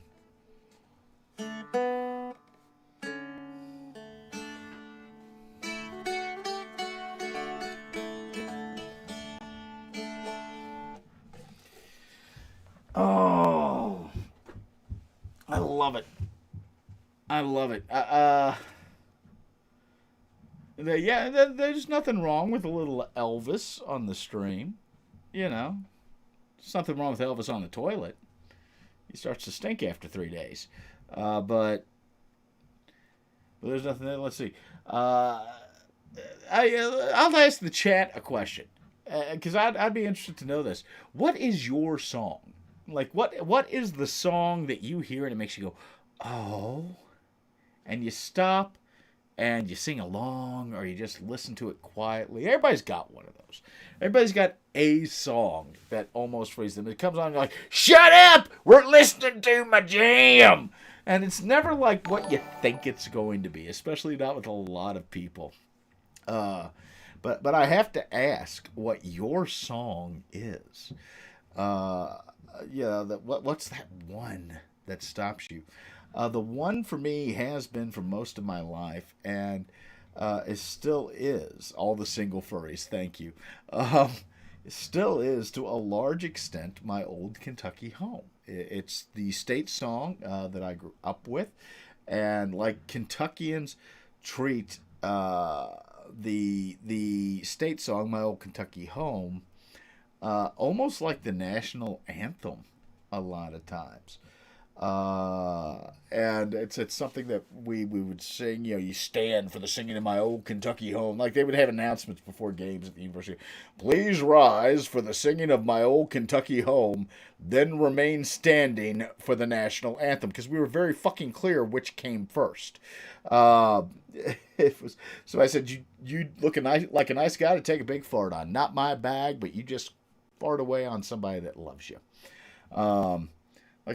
I don't respond to trolls. I'm sorry. There's no reason to. All you're going to do is throw stuff in the chat, and why let you harsh survive? Why let you screw up the evening, right?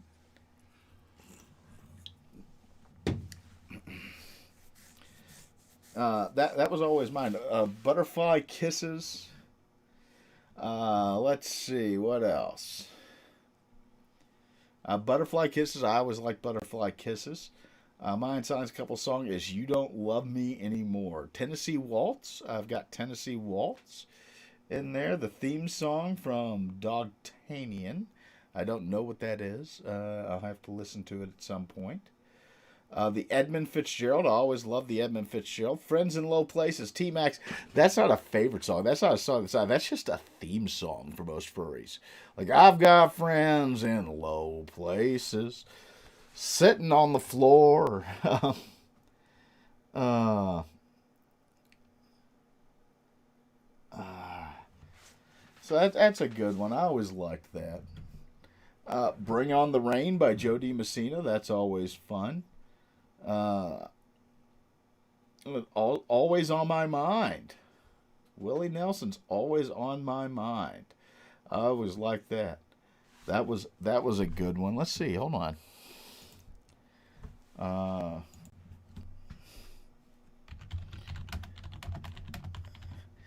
Your first big concert was Garth Brooks. So was one of mine, actually. Believe it or not. He was playing.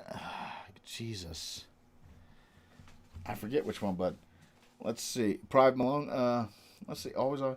Maybe I didn't love you quite as often as I should have. And maybe I didn't treat you quite as good as I should have. If I made you feel second best, girl, I'm sorry I was blind. But you were always on my mind. You were always on my mind. Maybe I didn't hold you all those lonely, lonely times. I guess I never told you I'm so happy that you're mine. Little things I should have said and done,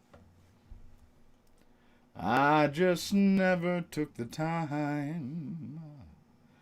You were always on my mind. You were always on my mind. Tell me that your sweet love hasn't died. And give me one more chance to keep you satisfied. I'll keep you satisfied. That's a good one. I always liked that. I always enjoyed Willie Nelson and Always on My Mind. I thought they were fun songs. They're like not fun. They're depressing as hell. It's like, he stopped loving her today. They hung a wreath upon his door, and soon they'll carry him away. He stopped loving her today. That was one that I used to know on that. That's some George Jones on there. Whiskey Lullaby, Brad Paisley's Whiskey Lullaby. Yeah, that's one I always enjoyed. Yeah, that was, what was it? I can never remember it though. I enjoyed it. I just can never remember it. Let's see.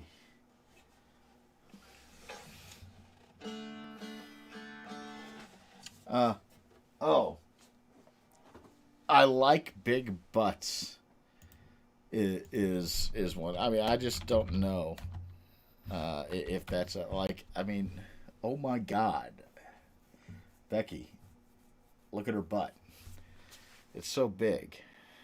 I mean, she looks like one of those rap guys' girlfriends or something. But you know who understands those rap guys? They only talk to her because she looks like a total prostitute, okay? I mean, her butt is just so big. I can't believe it. It's just so round. It's like out there. I mean, gross. Look. She's just so. I like big butts and I cannot lie. Sorry. Man of La Mancha, yes.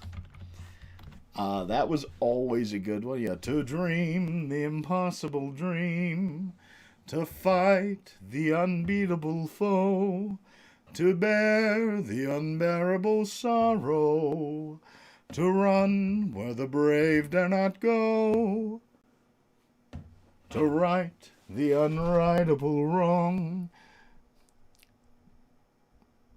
to be pure and chaste from afar, to try when your arms are too weary, to reach the unreachable star.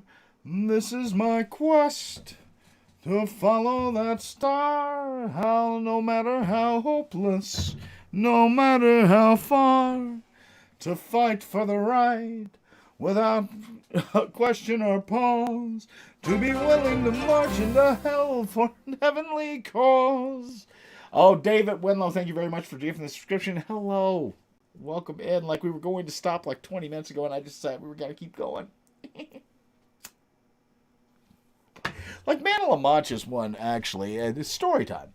A Man of La Mancha's one that I have, like I love Broadway. I've just got to say, I love musicals. I love Broadway. If you're in the Discord, then you're aware of that, because we definitely have had discussions about what to watch on movie nights, and I'm like, I want to watch a musical every fucking time. I love musicals. When I was growing up in the South in Louisville, there was something called the Iroquois Amphitheater, and they had a summer season every year, and it was a quasi-professional. Actually, it was really a professional, but it wasn't like the Kennedy Center touring companies. It wasn't like those professional theater productions in an open-air stage, and I saw so much there. I saw Big River there. I saw Little Shop of Horrors there. I saw Brigadoon there. My mother loved them. I would go with them to them with my mother. My father would go as well. And then when the big musicals would come through, they'd be down at the Kentucky Center, and we would go to them there. My father didn't really like going to them that often, so I would go with my mother a lot, and I got really into musicals. But one thing that my father did love and does love is Man of La Mancha. And there was we had a tape of Man of La Mancha that pretty much every car trip my father would take with him, and he'd put it in the tape player, and he would sing it along with it. He would sing the whole thing, and we would divvy up parts in the car, and we would drive down the road, all of us singing Man of La Mancha with our random portions allotted to us. Our parts on it. It was a beautiful, beautiful time. And if you've never seen Man of La Mancha, it's a wonderful musical. It is the idea is it's based off of Don Quixote de la Mancha, but the way they present it is it's a play within a play. The actual musical is based in a prison for somebody who was arrested by the Holy Order in Spain by Cervantes, the author of the actual La Mancha in Spain. He's thrown into a prison. And in the prison, he puts on a production of the play he's working on, which is Don Quixote de la Mancha. And he does it with the prisoners playing all these parts, like the power of the imagination. And then at the end, I'm not going to spoil it for you, but at the end, all the prisoners sing one of the songs. It's a beautiful play. It really is. I really enjoyed watching it. The problem is Robert Goulet played Don Quixote both in the movie and on Broadway.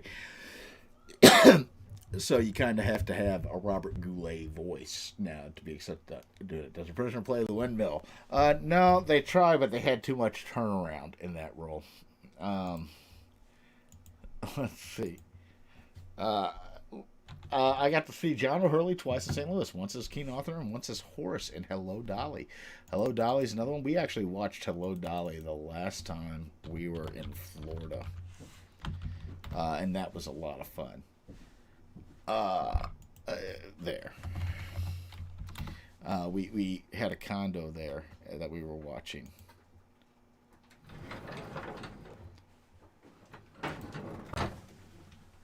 Hello, my spouse that I love dearly. Should I ask? Oh, okay, it's a shot glass and a soda. We're still going. Now, we're supposed to stop 20 minutes ago, but I'm still going because we're We're having fun. Everybody says hello. You can see them in the chat. I'm actually streaming on both YouTube and Twitch right now. Oh, I nice. figured out how to multi-stream. Cool.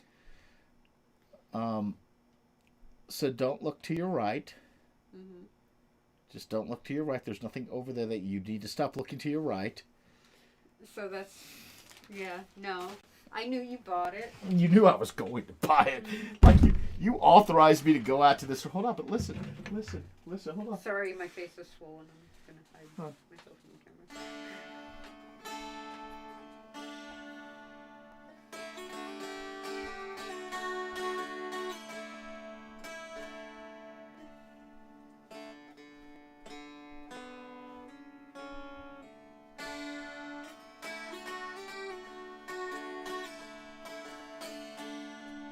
Wow. See how much better it sounds than the other ones? And you know how much it cost me? $500.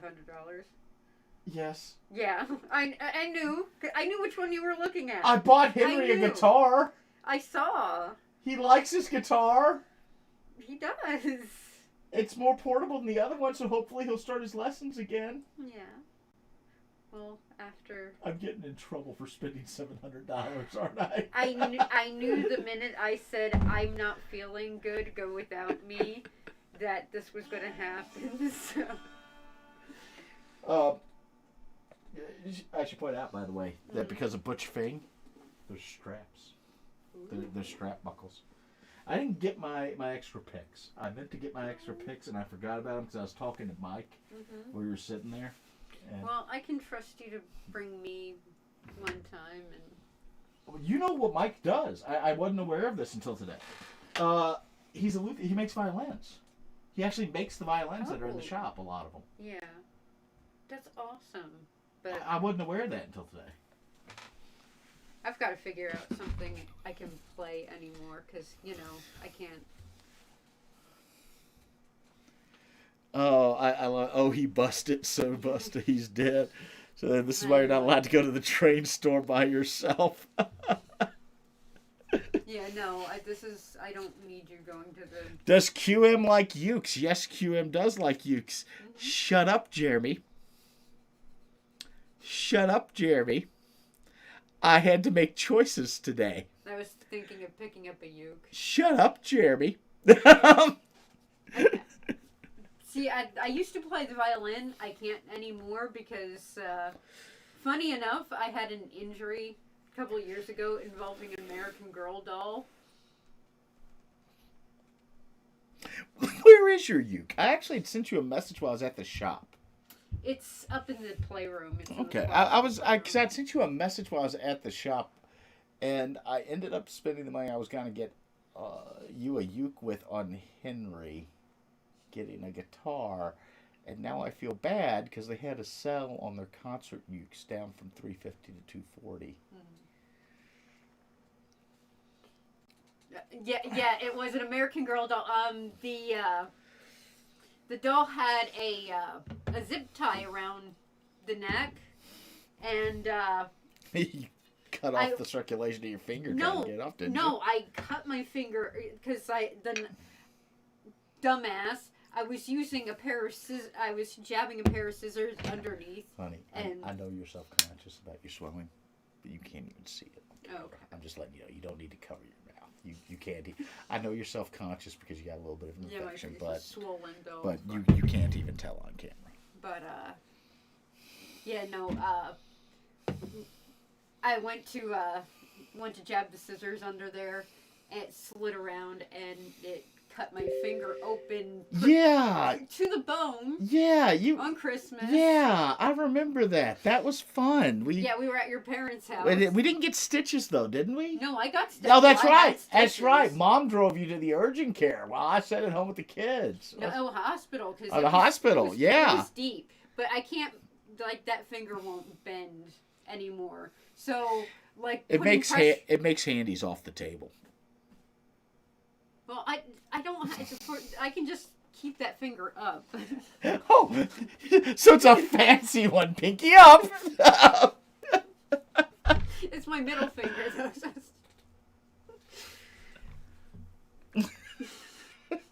I love you, sweetie. Thank you for not disemboweling me when I told you how much I spent on the dulcimer and the guitar. No, that's okay because you We'll owe make me. it up. I owe you. We'll make it up. I buy so much stuff for you. Why, I got you that vacuum cleaner and that carpet cleaner.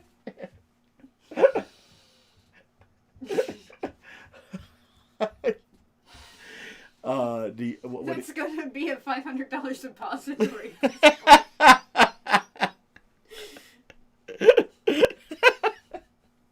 Oh, what do you want to do for tonight? I don't know. We can do the chopsteak, or considering I spent $700 today, I've got no problem with DoorDash if you want to find stuff on DoorDash. I know you're not feeling well. Yeah. We might just order out because I don't really just feel pick like something on DoorDash and let me know, and I'll tell you what I want. Use the Santander. I'll transfer money around as I need to cover it. Okay? All right. All right. Love you. Love you. Oh.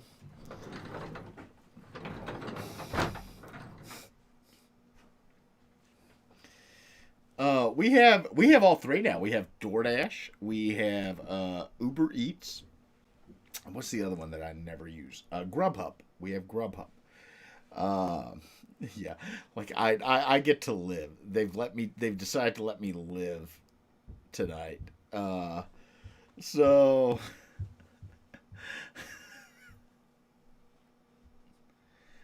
oh.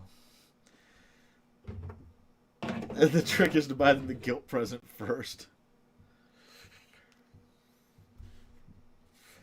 And you gotta catch them too. Yeah, I know, but my cooking's like QM has very specific dietary requirements, and while there's some things that I can do very well, like I learned to cook a lot of vegetarian stuff, and I don't even like vegetables that much, so I learned to cook a lot of vegetarian stuff specifically for QM. The problem is that all the things I learned to cook have a high gluten content, and about a year and a half ago, QM was diagnosed with mild celiac disorder and can no longer have gluten. It's one of the reasons that my fridge is no longer filled with beer. And I cannot learn recipes easily that are both gluten-free and vegetarian. So yeah. Like, I have tried. Oh, no, whiskey is gluten-free, actually. The distilling process removes the gluten from it. We learned this a while back. So we do okay there. Yeah, and Prungo just made a good point. Vegetarian gluten-free works very well if you don't mind Indian food. I love Indian food. There used to be an Indian restaurant 2 blocks up from the courthouse here.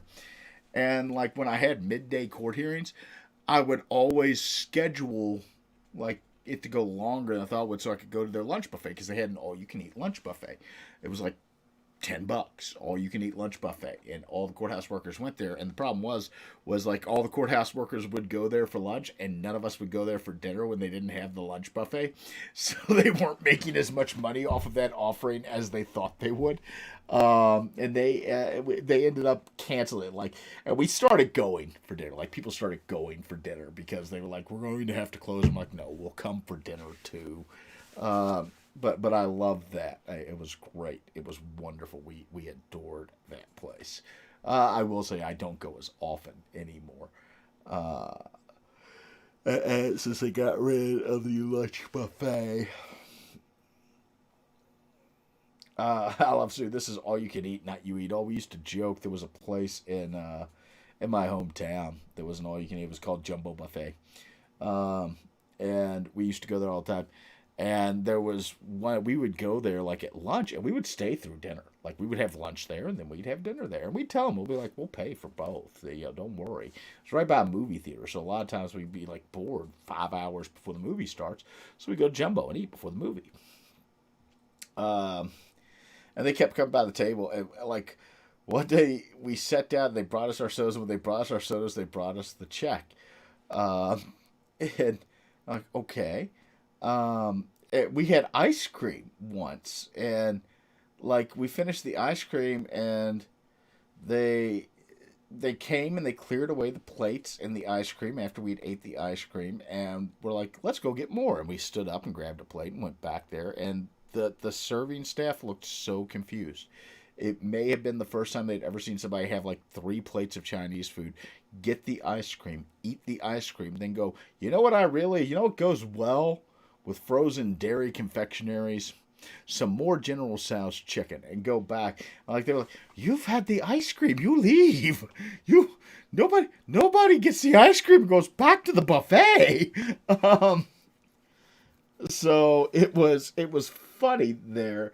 Like we would join. They became like they got used to us, but for a while there they were rather aggressive and insisting like, you go, you're leaving now. You brought your own fork. Nobody brings their own fork. You need to leave.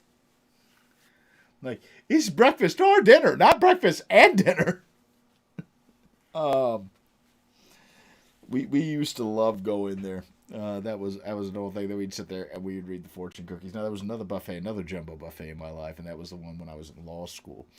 And I used to hate going to that jumbo buffet with my family because when we got the fortune cookies, they weren't really fortune cookies. They were kind of like passive-aggressive life judgment cookies. Like you'd open it up and it's like, things could be going better. If you worked twice as hard, you wouldn't be half as sad. Things like that. And I'm like, that's rather passive fucking aggressive from a cookie. That's not something that we should have. Silence, thank you very much for the tip. Like if I wanted passive aggressive life advice, I'd call my parents. I didn't need it from a nice after dinner treat. Thank you. So that's kind of a thing that happens now. 265 now. What?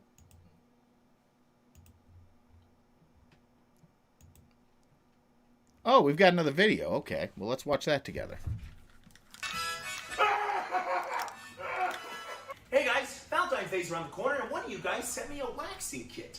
So to give my girlfriend the greatest thing a man could ever give a woman, laughter through my pain, I'm gonna let her wax up my legs, or my armpit, or whatever she wants to do. And to make her laugh just that much harder, I'm gonna hold a harmonica in my mouth, because why not? Oh, God.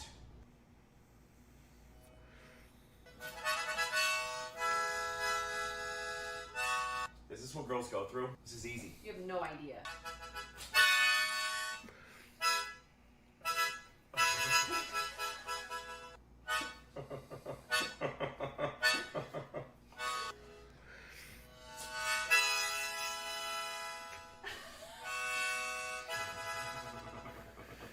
It sounds like a Disney ride. Let's go armpit. Do his balls!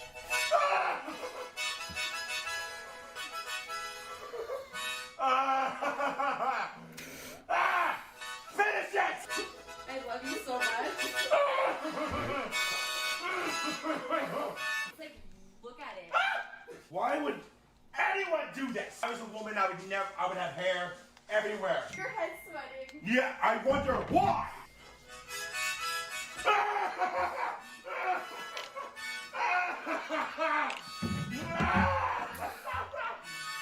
Oh my god! We done? That's it. We're Happy Valentine's Day, babe. Wait, was that his Valentine's Day gift to his wife to let her de-hair him? We don't do Valentine's in my house. I mean, like we do. We're like Happy Valentine's Day, sweetie. But the big thing in our house in February is our anniversary, which is the day after Valentine's Day. And it took several years for my spouse to realize that we got married the day after Valentine's Day so I could get Valentine's stuff half off for our anniversary presents.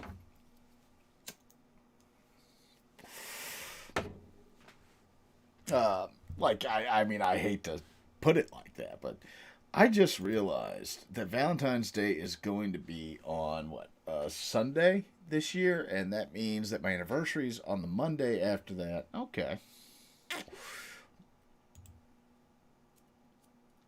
No. Fino Wole, thank you very much for the offer. And were I younger and more irresponsible, I would. However, I'm not going to drink an entire fifth of whiskey for what will equal out to be a little under $100 US. Just not doing that. I appreciate the offer, but I'm not Uncle Kage, and I long ago decided that while I enjoy drinking, I don't like blacking out as I drink. I don't like being so drunk I don't remember or control myself. So no. But thank you for the offer. I appreciate you getting into the spirit with your cute little British pounds. That's right, the cute little British pound. Like everybody gets on us. They're like, your weight and measurement system's fucked. And I'm like, yeah, we got it from you. Like you gave it to us. It's like herpes. Fuck, you have herpes. You gave me the herpes, asshole. You don't get to bitch about it now.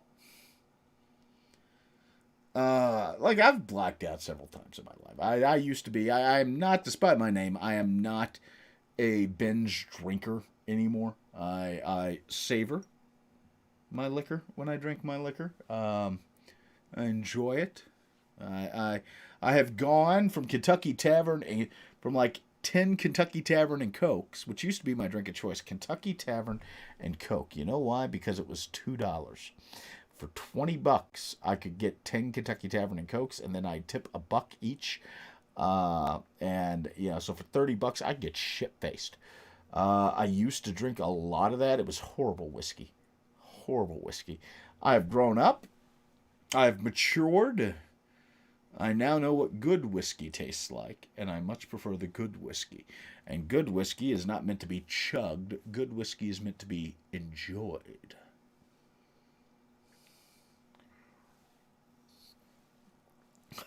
Like the Angel's Envy that I just did. That's smooth. 10 High, with a funny story about 10 High whiskey at the wedding where I'm at QM. It was a fire hall, as many blessed events are in Pennsylvania, in rural Pennsylvania. It was held at a fire hall. And they provide the bartender, but you had to provide the booze. So the day before the wedding, we went to the state store. And we bought a shit ton of booze. Just an ungodly amount of liquor. And we handed it to that bartender. And then we went out for the bachelor party. And it was myself and my friend Andy. We referred to Andy as the gay Viking. He wasn't gay and he wasn't a Viking, but when he put on a Viking helmet, he looked like a gay Viking. So we called him the gay Viking. Raymond the Frog, who you may have seen on Twitter, who's a very, very old friend of mine, and a wonderful comic artist, by the way. It was his wedding, and Ray's dad and his brother-in-law and his sister's fiance, and we all went out to a strip club in Reading, Pennsylvania, called Al's Diamond Cabaret. Now, Reading at that point was about an hour from us, from where we were. We were in the sticks. We all went to Al's Diamond Cabaret. And we got there, and that's when we learned that Al's Diamond Cabaret doesn't have a liquor license. They just have naked women. If you want to drink at Al's Diamond Cabaret, you have to bring your own liquor. So we walked in, and we discovered this, and we're like from the South, and we're going, okay, well, we're going to go out, and we're going to grab beer from the gas station. Well, you couldn't. You couldn't get beer from the gas station. You know why? They didn't sell beer at the gas station. They only sold beer at the wholesale, more or less, in case volumes at certain places. There were no bottle shops at that point. A bottle shop, for those of you who don't live in a fucking insane area, like there was the beer distributor, and that's like a warehouse. It's like a warehouse with cases of beer that you buy from. There's one up the road from me. But in some areas, they would have what's called a bottle shop, and a bottle shop would sell the beer by the bottle. Most of the time, they were delis with carryout licenses, because carryout licenses for bottled beer is a thing in Pennsylvania, where you would like go to a restaurant, and you're like, yeah, I'll take a 6-pack of Miller High Life, and they'd hand it to you, and you'd walk the fuck back out. We weren't aware of any of this. None of us were from Pennsylvania, so there we are, sober in the strip club. And I can tell you, right off the bat. Strip clubs are not as fun when you're sober. They're actually pretty goddamn depressing when you're sober. Like, you would think that nudity flailing inches from your face would in and of itself create a good time. It does not. It's actually just really depressing. Because, like, you're sober, so you're thinking about what's happening. It bothers you a little bit.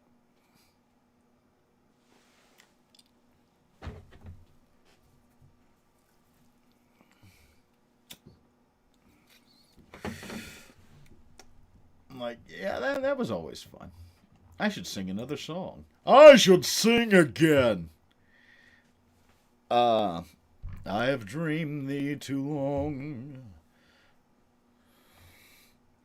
Never seen thee or touched thee, but known thee with all of my heart. Half a prayer, half a song.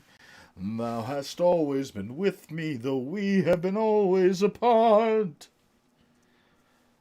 Dulcinea, Dulcinea,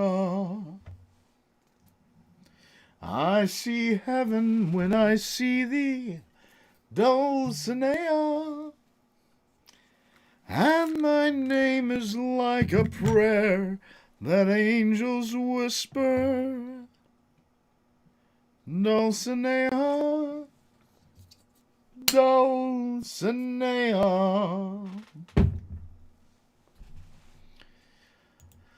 Oh, totally not ripping off Maria. Maria. There's three stories. There's three musicals. There's West Side Story, Little Shop of Horrors, and Phantom of the Opera. And Phantom of the Opera is really just West Side Story with lassos. Begins throwing money at a person. Show us some skin, sir. This is a Wendy's. Yes. It is kind of like that. It's like a strip club without liquor is very obviously just single serving flesh that you're paying $1 to see. It's the dollar menu of sex. And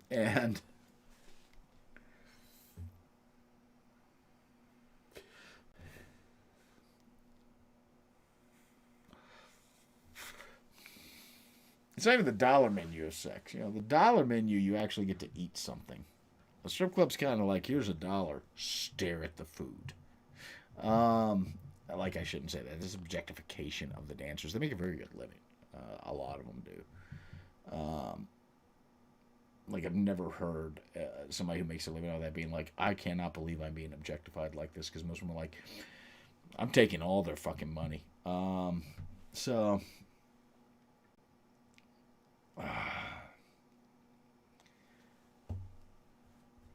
let's see. What else do we have? I was talking about songs that we know. And there's one that I've known my whole life. Let's see.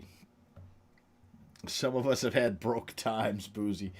Mark, I am hoping that at some point in my life I learned that Mark Whipple had a secret career as a male dancer.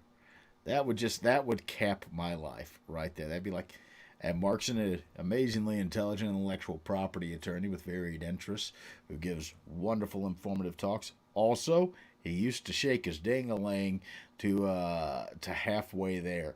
I've been to 2 strip clubs and I did not enjoy them much. Like, nobody enjoys strip clubs. Like, nobody who goes to a strip club is enjoying themselves most of the time. Like, not as a regular. They're nice to go to once or twice to have the experience and be able to say, I've done this, and it's not my bag of tea. But like, I meant eating off the dollar menu. Have you ever been to Swingin' Richard's, Swingin' Dick's? No, but I've been to the Unicorn Club.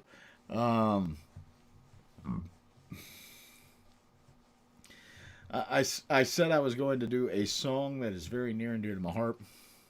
We probably are going to end the stream today, just to let you know. Because I'm going to watch Babylon 5, and I'm going to hang out with my family a little bit tonight as well. I will be back tomorrow. We'll either be back with an adventure stream or the Adventures of Viral Humperdinck in the Commonwealth Wastelands on the Twitch channel, twitch.tv/BoozyBadger. If you do like this and you like the game streams that you're seeing, if you're on Twitch on there and you want to support that and the comedy stuff we do and all of that, you can always become one of our Patreon supporters over at patreon.com/lawyersandliquor. That will get you access to the Patreon and subscriber-only Discord channel. You can become a subscriber at twitch.tv/BoozyBadger. That will also get you access as long as your Discord is integrated with those two things. That's where we hold our multiplayer game sessions. That's where we watch movies together. That's where we silently work together. That's where we talk and have a good time and discuss things. So please feel free to do that. It also is where you'll be submitting questions for the legal streams, which you do every Monday night here. Monday is normally our law stream night. Tuesday, Wednesday, and Thursday are typically game stream nights. And then Saturdays and Sundays. Sundays are normally game stream days for adventure streams. And then Fridays and Saturdays as I feel like it.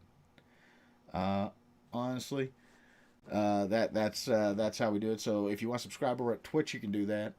You can toss your bits in my face at Twitch. You can go to boozybadger.com or streamlabs.com/boozybadger. Take a look at the merch that's available or slide a tip into the bank account as Silence and Hayde Falkson and Sue have done tonight. Thank you all so much.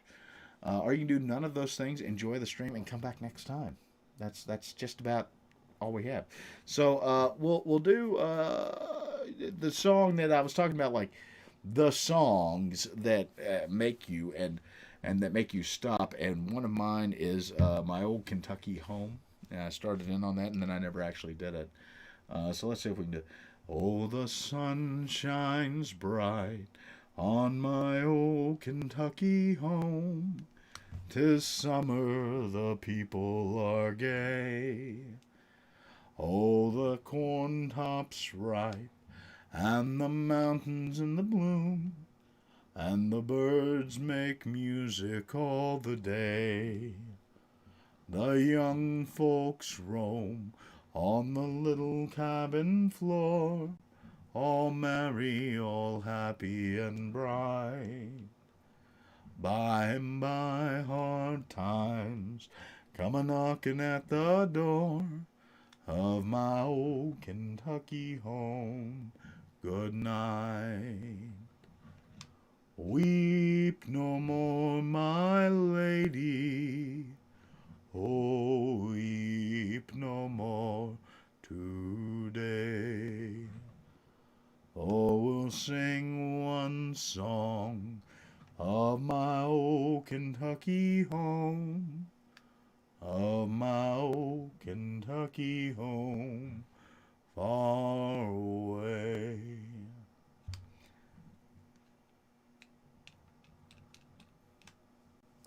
Oh.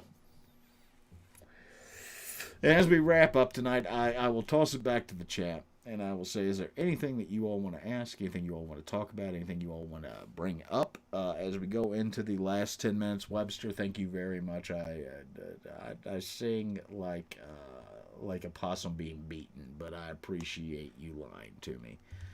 And the guy who wrote that song died a pauper in New York City, Stephen Foster. Yes, he did, but he came from a very rich family.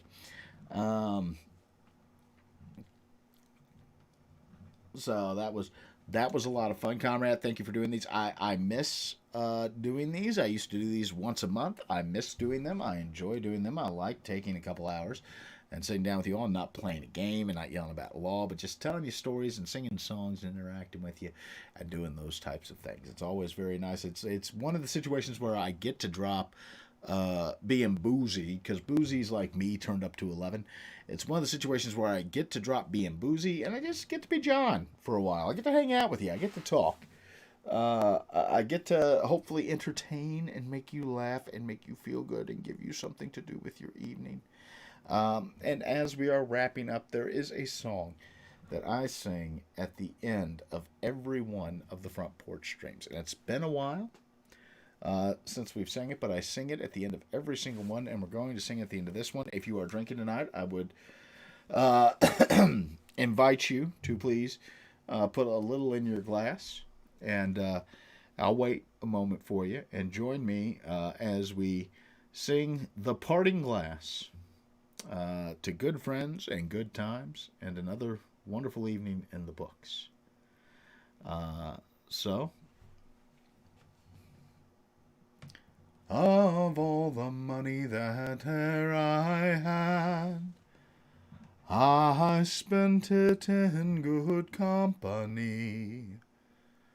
And of all the harm that e'er I done, at least it was to none but me.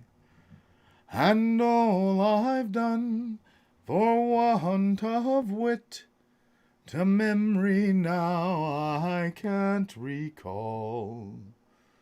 So fill to me the parting glass. Good night and joy be to you all.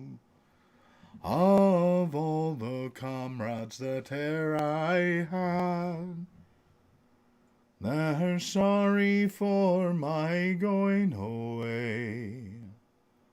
And of all the sweethearts that e'er I had, they'd wish me one more day to stay. But since it falls unto my lot that I should rise and you should not, well, I'll gently rise and I'll softly call. Good night and joy be to you all. Oh, since it falls unto my lot that I should rise and you should not, I'll gently rise and I'll softly call. Good night and joy be to you all. Folks, I am Boozy. Thank you for joining me this evening. Until next time, good night.